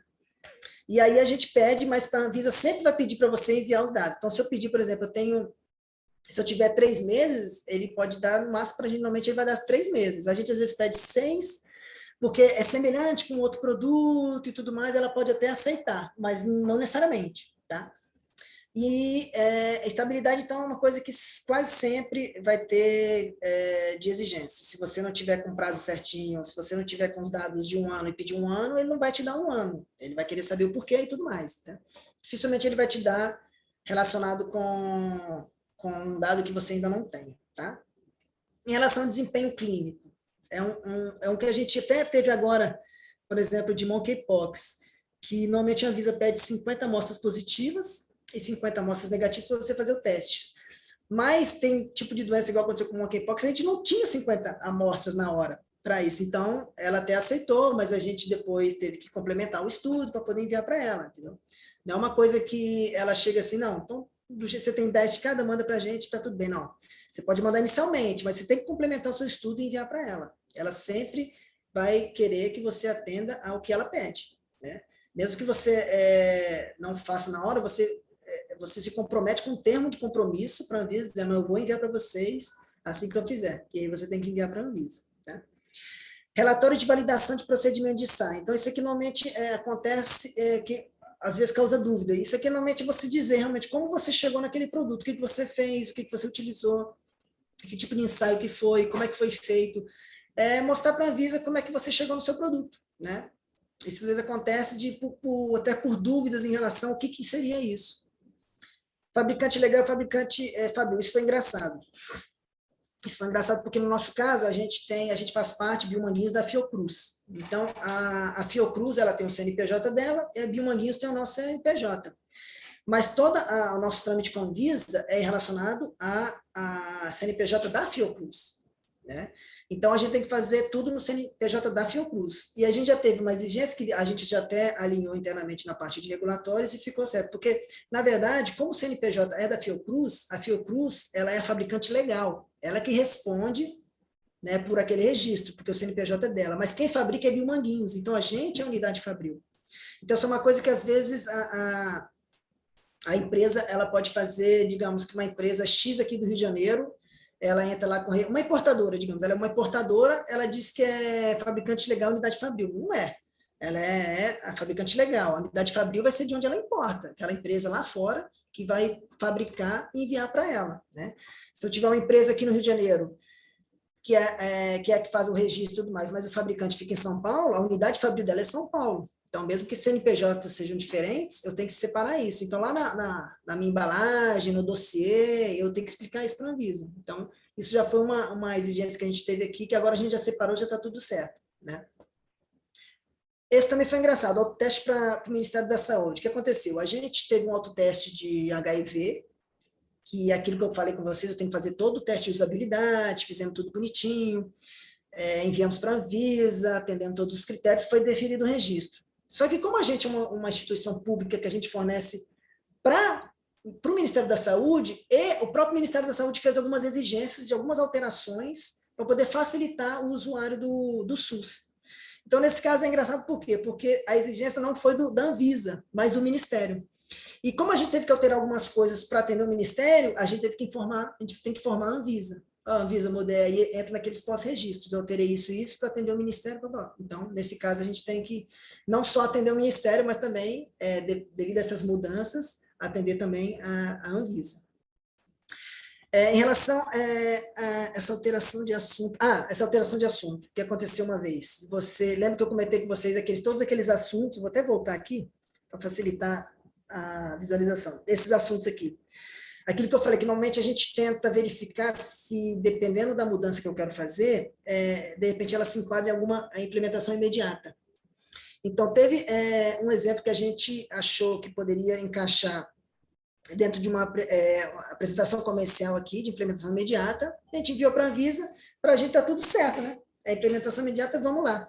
Só que mesmo assim, mesmo sendo implementação imediata, qualquer uma dessas aqui, a Anvisa vai dar uma olhadinha para saber lá na sua petição se está tudo ok, né? Porque depois eu vou mostrar para vocês quando está ok, ela dá lá no sistema dela, a gente acessa, ela fala, não, está ok, tá deferido. E acabou que a gente achou que fosse uma implementação imediata e não foi. Ela foi indeferiu, mesmo sendo imediata de implementação, ela indeferiu e pediu para a gente fazer exatamente usando esse 8444, que é o que eu falei, que normalmente é o que encaixa tudo de pós-registro, né? Então, foi uma situação que aconteceu que a gente até ficou assim meio, e agora? Então, agora até para poder analisar que tipo de assunto, a gente tem que realmente verificar e analisar se realmente ele pode ser imediato ou se não, né? Até para a gente não perder tempo, porque às vezes a gente perde um tempo achando que está imediato e tudo mais, e a Anvisa diz que não, eu tenho que aguardar atender a Anvisa e aguardar o deferimento dela para poder fazer aquela implementação. Então, é super crítico, dependendo do tipo de situação que a gente está enfrentando, né? Material de embalagem. Então, nesse caso aqui, o que aconteceu também? Eu lembro que eu comentei lá no de parte, né? Então, parte que se ela for de um fornecedor que não seja seu, né? Que não tenha... que seja importado, que não tenha o registro que você coloque no seu produto, você tem que cadastrar, notificar ou registrar aquele produto.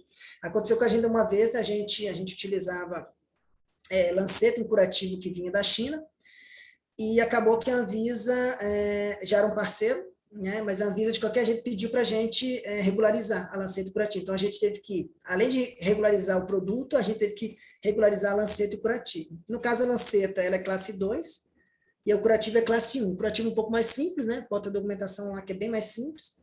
A lanceta levou um pouco mais de tempo, mas a gente foi e conseguiu. Então, quando a gente registrou nosso produto, a gente teve que colocar o número de notificação lá, né? Da lanceta e do curativo. Isso tem que fazer parte da embalagem, né? Da embalagem e do manual. Então, foi uma situação que aconteceu que pode acontecer, né? Às vezes você achar que está tudo bem, você importando esse produto, mas não. Se você tiver um fornecedor que ele tenha esse registro, essa notificação no Brasil, você utiliza o número dele, está tudo certo. É só você descrever lá, né? Pode ser que você não coloque isso no seu processo e a Anvisa vai te pedir, ó, qual é o número dele? Já está registrado? Se está, manda o número. Se não está, você vai ter que regularizar. E aqui é só o último aqui para compartilhar com vocês em relação ao script de informações de manual de instrução. Aqui é só porque foi uma exceção. O que acontece? Alguns produtos que já são muito antigos, quando a gente vai... É um produto que, de repente, assim, já tem muito tempo e ele não sofre muita alteração, produz pouco, mas ele está lá, né, no seu portfólio. Às vezes acontece de você ter que ou renovar, revalidar, como eu falei, revalidar os 10 anos, ou você faz uma alteração depois de muito tempo. Só que a sua informação de manual está muito antiga, né? Às vezes ela não está mais cumprindo com a RDC atual, né? No nosso caso aqui, a RDC 36 já estava falando de uma forma diferente, então o nosso manual teve que ser alterado para poder atender a normativa da Anvisa, né? Então foi uma situação assim, boba, porque a informação estava lá, só uma questão mesmo de organização, mas o analista da Anvisa, ele quer que você siga exatamente o que está lá na norma. Agora, se você achar, não, está tudo aí, você pode, numa exigência, explicar para ele, não, está de uma forma diferente, mas toda a informação que você precisa está aí, é só você explicar, né? Se você achar que que eles não foram corretamente analisados, você pode comentar. E aí, aqui é só para mostrar para vocês como é que é a publicização de um registro. Vai sair lá... Pois não, pode falar. Uma pergunta aqui do Daniel Grassetti, com relação ao que você estava mostrando ali, né, com relação ao desempenho clínico e ao relatório de validação, há algum procedimento, teste analítico específico exigido como padrão pela Anvisa? Não, isso vai depender do produto. Cada produto tem o seu. Não tem nem como a Anvisa descrever essa normativa, porque a variedade de produto que existe, inclusive novidades no mercado, então isso é uma coisa que a Anvisa não descreve, não te dá.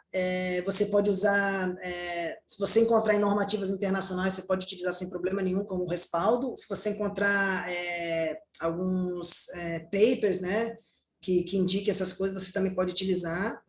E a qualquer dúvida, da mesma forma, a pessoa às vezes não tem essa certeza, pode fazer aquele Fale Conosco que eu falei. Aquele Fale Conosco serve para várias coisas.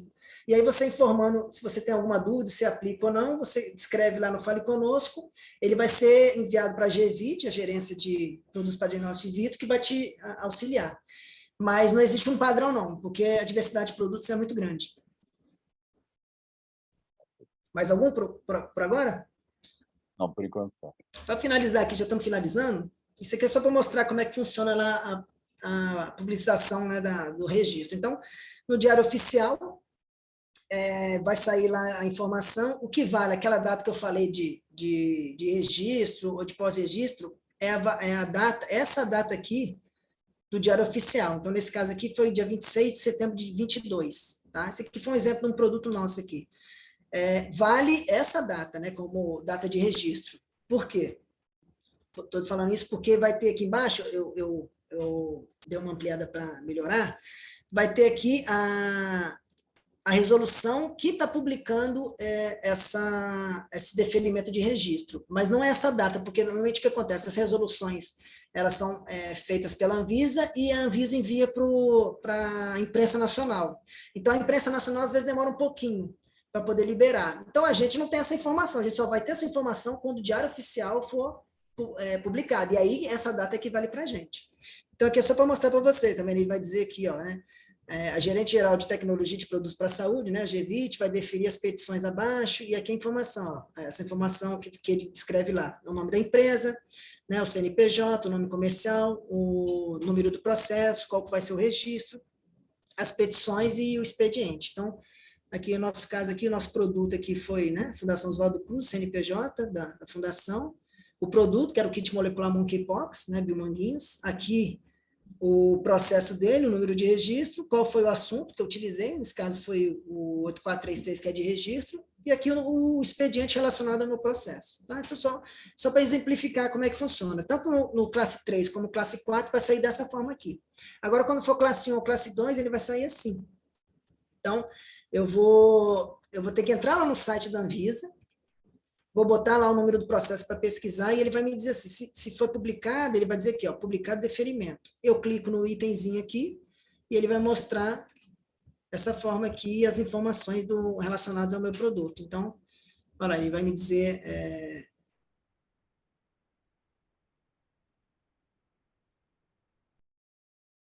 os frasquinhos e o registro dele. Então, eu já sei que eu já posso utilizar com esse número de registro.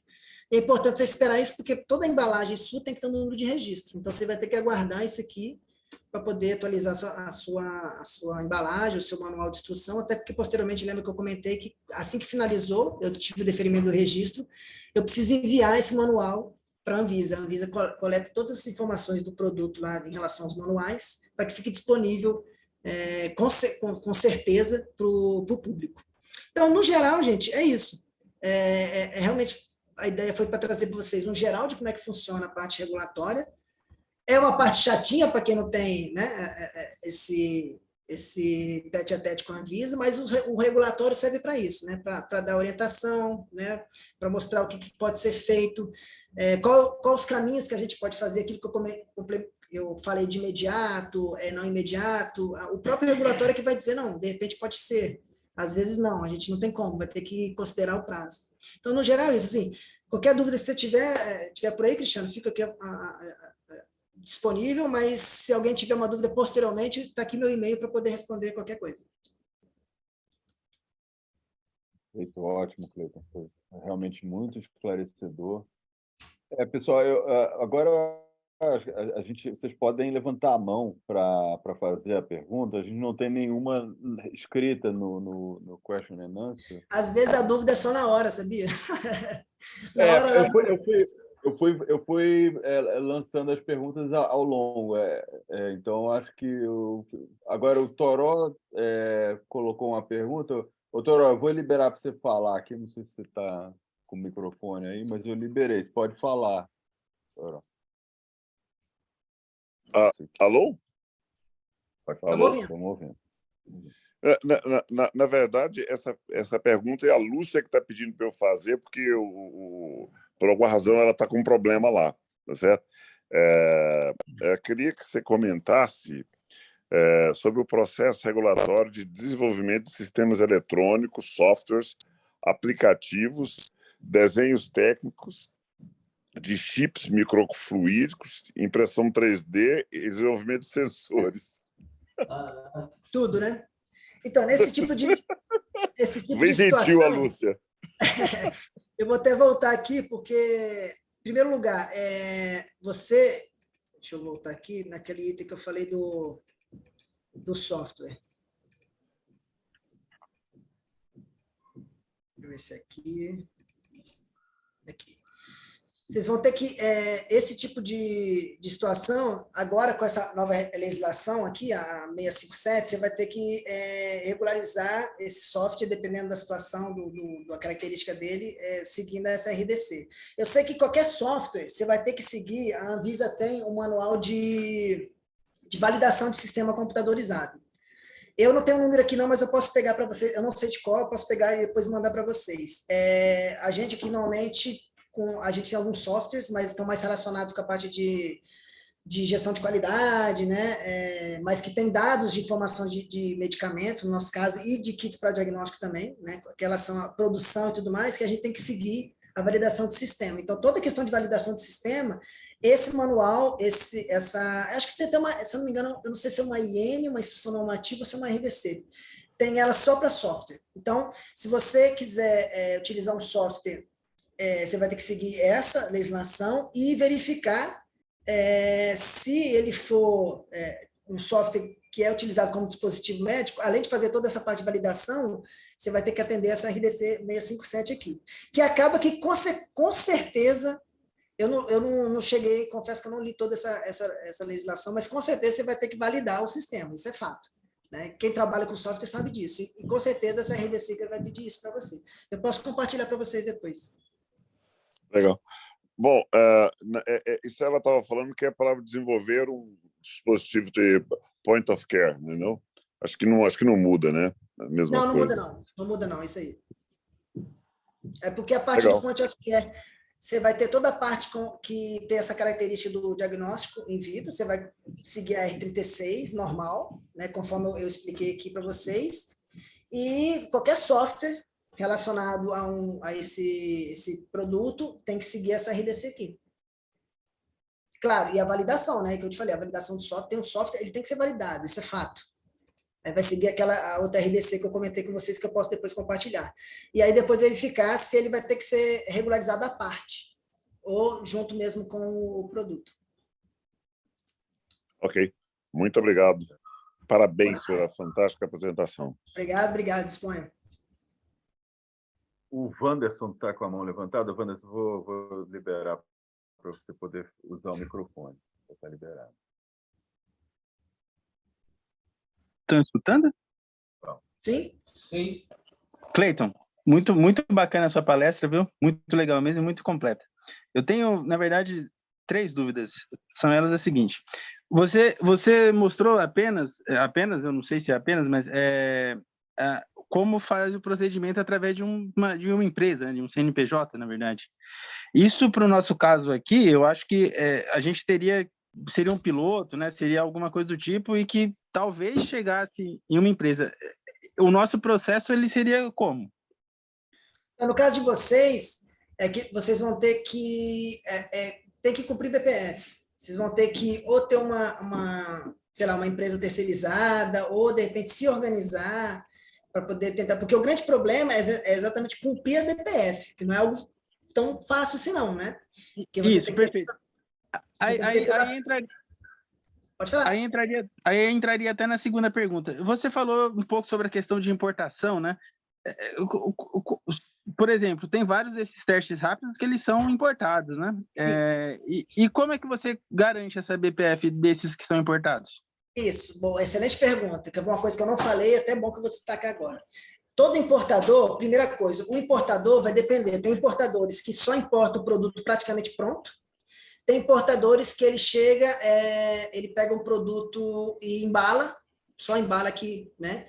E tem importador que faz uma parte ou outra, né? Isso vai depender. Quando o importador ele só importa pronto, ele não precisa, ele só tem que ter toda aquela parte de funcionamento da Anvisa, toda a parte de regularização com a Anvisa local e a Anvisa. Quando ele começa a ter parte na produção, seja de embalagem, seja de uma parte de fabricação, ele já tem que cumprir a CBPF. Essas importadoras, normalmente, que não fazem nada, elas têm que ter tem as boas práticas de distribuição também, tá? Que tem que cumprir. Eu até não comentei não, mas tem boas práticas, porque quando a gente fala de boas práticas de fabricação, engloba tudo. Mas quando é só a empresa que só importa, ela tem que cumprir as boas práticas de distribuição. Agora, nesse caso, a empresa fabricante, lembra que eu falei de unidade Fabril? A unidade Fabril lá fora, ela tem que ter o CBPF. Então, a gente vai pedir para a Anvisa, solicitar para a Anvisa um CBPF daquela empresa no nosso nome. E tem duas formas que acontece. Se a empresa já tiver um CBPF de alguma outra empresa, digamos que eu tenho uma outra importadora que já importa um produto dessa empresa. Essa empresa já tem um CBPF no nome dessa outra importadora. É fácil, você pede, a Anvisa vai te dar o CBPF, que vai valer por 2 anos. Beleza. Se não tiver, a Anvisa vai ter que ir lá in situ inspecionar a fábrica, e aí demora um pouco mais. Isso, infelizmente, tem que fazer parte. A Anvisa ela tem que garantir que esse produto está chegando aqui, ele está chegando com qualidade, que ele está cumprindo as BPFs, seja o local que for, entendeu? Inclusive essas também que você comentou de transporte, né? Todas elas. Isso. Inclusive, isso aí. Se for só uma importadora, ela vai ter que cumprir chama CBDA, né?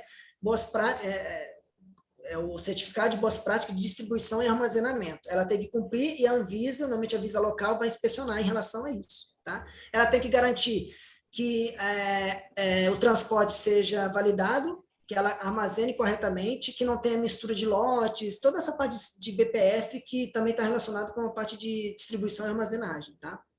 Inclusive, só para poder ilustrar, durante a pandemia, por conta de toda a restrição de viagem e tudo mais, a Anvisa fez muita inspeção online, tá? Mas normalmente ela viaja até o país e ela faz a inspeção in situ. Entendi. Bom, então, para nosso caso aqui, piloto, né, eu imagino, depois o Cristiano, o Daniel podem comentar mais, a gente teria que ter uma empresa, se tivesse um piloto de alguma coisa, teria que ter uma empresa parceira para poder até fazer esse cadastro, tudo isso teria que ser em nome desse CNPJ. Né? Exatamente. É a parte mais chatinha, mas que faz parte da legislação que a gente tem que atender, né? Inclusive, até, como você mesmo disse, da Biomanguinhos, que já existe, né? Seria através da Biomanguinhos. Digamos que você tem um produto que, de repente, interessa a saúde pública, né? Você faz um contato aqui com o Biomanguinhos, aí toda a parte produtiva a gente faz. Vocês, de repente, passam a tecnologia, aí vai depender do tipo de parceria que vocês querem e tudo mais. Ou uma outra empresa qualquer, você quer para o mercado privado, enfim. Se você quiser, digamos, eu quero fabricar nos Estados Unidos e vender lá. Aí você procura um parceiro lá. Né? A situação é semelhante, não é igual, mas é semelhante. Certo. Quanto tempo demora que você falou desse eu perdi, talvez eu não tenha me atentado, mas quanto tempo demora o processo desde ali do primeira etapa até uma comercialização mesmo? Vai depender. Se você já tiver com a documentação pronta, eu envio para a Anvisa tem 90 dias para me dar o ok, certo? Mas isso, só falando... Se você já tiver CBPF, Você tem que ter o CBPF, porque se você considerar tudo desde o início, CBPF, porque quando você vai pedir o CBPF, você solicita a Anvisa, você vai entrar na agenda da Anvisa. Eu quero para amanhã. Não. É fila, você vai ter que entrar na fila, e às vezes eu quero uma inspeção, eu tenho uma data agora para outubro do ano que vem, ou agosto, entendeu? Nossa. Então, eu não tenho como te falar o prazo em si, mas vai depender da situação. Então, se você não tem nada, aí você vai pedir o CBPF, ela vai ter que vir, ela vai analisar, se você tiver algum desvio, eu não sei se alguém conhece aqui alguma coisa de inspeção, mas ela faz uma inspeção, faz um relatório, se você tiver algum desvio, você vai ter que responder esse desvio, às vezes vai depender do prazo, do tempo que você leva para poder responder esse desvio. E isso não dá andamento nas outras etapas, né? Isso já Exatamente. trava, perfeito. Tudo vai depender de você também, porque aquilo que eu te falei, 90 dias ela analisa. Você lembra que eu comentei que pode ser até 30 dias a mais, que ela pode pedir. Então, de 90 a 120 dias. Ela manda para você a exigência, você tem 120 dias. Às vezes você leva uma semana, às vezes você vai levar 120 dias para responder. Então, aí nisso, deu ok? Ela pode deferir. Não deu ok, ela não entendeu direito e manda outra exigência. Já aconteceu. Tem produto que às vezes a gente tem 3 exigências, então vai depender da sua agilidade de responder aquilo lá. Porque às vezes você consegue responder rápido. Às vezes ele vai pedir para você fazer algo a mais, um relatório a mais, um estudo a mais, que isso vai fazer você demorar. Entendeu? A gente já teve o caso, por exemplo, aqui de um produto que acabou que a gente abria, aquilo que eu te falei da usabilidade, não era um produto de pronto uso.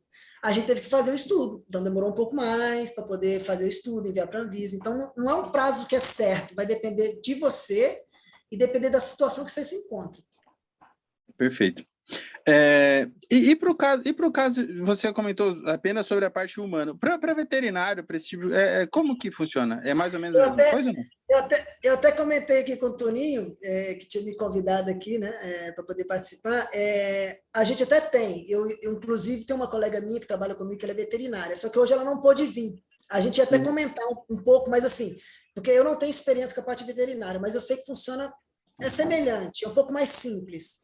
Só que você não tem esse sistema, o sistema do mapa, nós estamos entre amigos, é um sistema ruim, antigo, entendi. É demorado, mas a situação é a mesma, ele vai te inspecionar, você vai ter que ter as boas práticas de fabricação, você vai enviar a documentação, só que a documentação é um pouquinho diferente, né? É um pouco mais simples em relação à documentação, mas o processo em si é semelhante. Você envia para ela a documentação, ela vai dar uma visualizada, a Visa local também faz a inspeção, entendeu? Então, o trâmite é mais ou menos o mesmo.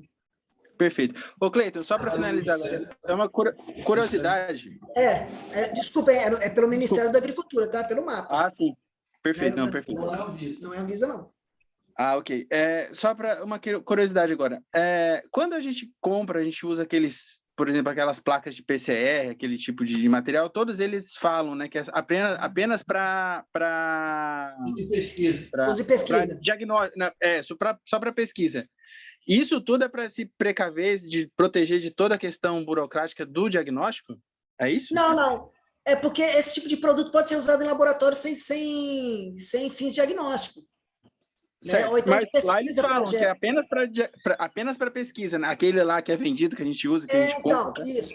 Esse tipo aí, ele vai para ser utilizado lá em pesquisa. Digamos, no laboratório daí da faculdade, você pode usar normalmente. Aí não precisa de Ele não precisa nem de regulamentação. Registro, E normalmente quando você envia, inclusive quando você tem um produto que tem uma plaquinha dessa, vou dar o exemplo da placa que você deu, ela está dentro daqueles produtos que eu te falei que não precisa de ser regularizado, entendeu?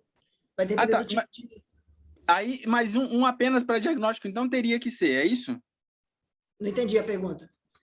Desculpa, um apenas para diagnóstico, por exemplo, sei lá, alguma coisa que seja apenas para diagnóstico, não para pesquisa. Ele teria que sofrer, teria que ter toda essa parte burocrática. Isso aí.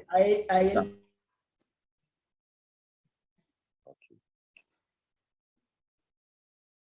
Fins de diagnóstico, ele entra nisso aí. Entendi, perfeito. Cleiton, muito obrigado, viu? Por nada, que isso. Quando você faz uma pesquisa que ele não tem fim diagnóstico, é só uma pesquisa mesmo, tudo mais, aí não tem problema. A partir do momento que ele já tem fim diagnóstico, aí você já tem que ter toda essa... sabe por quê? Imagina, se eu estou fazendo um produto aqui, é fim de diagnóstico. Eu que estou dizendo que é fim de diagnóstico. Quem me garante que seu produto está em condições ideais para isso? A Anvisa que vai me garantir. Entendeu? Por isso que você tem que fazer via Anvisa. Perfeito. Muito obrigado, viu? Excelente apresentação e muito completa. Obrigado, o meu e-mail está aí, caso vocês precisem, fique à vontade. Maravilha, muito obrigado mesmo. Pessoal, mais alguma pergunta? Não estou vendo mais ninguém com a mão levantada. O Cleiton, eu tenho uma pergunta realmente mera curiosidade. O Inmetro não entra em nada, absolutamente nada nessa regulamentação. Por exemplo, quando a gente está falando de diagnóstico, tem sensibilidade, acurácia, nada disso passa pelo Inmetro. É 100% Anvisa. Não, se você tiver... Não sei se vocês viram, tem uma parte lá que eu falei de conformidade. Se você seguir alguma conformidade dessas que o Inmetro tem de ISO, né, essas ISO você pode descrever lá, mas essa parte não, essa parte depende da empresa. Ela pode, normalmente, algumas empresas, a gente aqui tem uma estrutura muito boa, então a gente tem um laboratório de validação, a gente tem os próprios laboratórios aqui que tem conhecimento, o próprio laboratório faz tudo, mas a empresa pode terceirizar isso aí. Você verifica com o pessoal que faz a parte de validação, né, tanto de metodologia quanto da parte analítica mesmo, e você verifica com uma outra empresa. Vai depender da empresa. Tem empresa que não tem essa estrutura toda, né? Até importadora, por exemplo, um exemplo bobo, mas acontece. Tem importadora que ela não tem condições de embalar, ela terceiriza. Ela manda para embalar uma empresa que vai embalar, ela recebe. Então, é a mesma situação. Pode ser, já que você falou do Inmetro, pode ser que algumas empresas ela tenha as ISOs do Inmetro, e aí é até mais fácil para a Anvisa aceitar. Entendeu? Entendi. Pessoal, acho que a gente está chegando no nosso tempo aqui. Acho que também não tem mais nenhuma pergunta, nenhuma mão levantada. Eu queria aproveitar para agradecer mais uma vez, Cleiton, a você pela sua disponibilidade e também ao Toninho aí por contato, né, e essa organização aí desse webinário aí. Muito obrigado, tá? A gente está à disposição aqui, a gente que agradece. Ficamos aqui à disposição para que vocês precisarem. Tá ótimo. Obrigado. Pessoal, obrigado pela presença de todos. Boa tarde, bom fim de ano para todo mundo. Um abraço. Tchau, obrigado.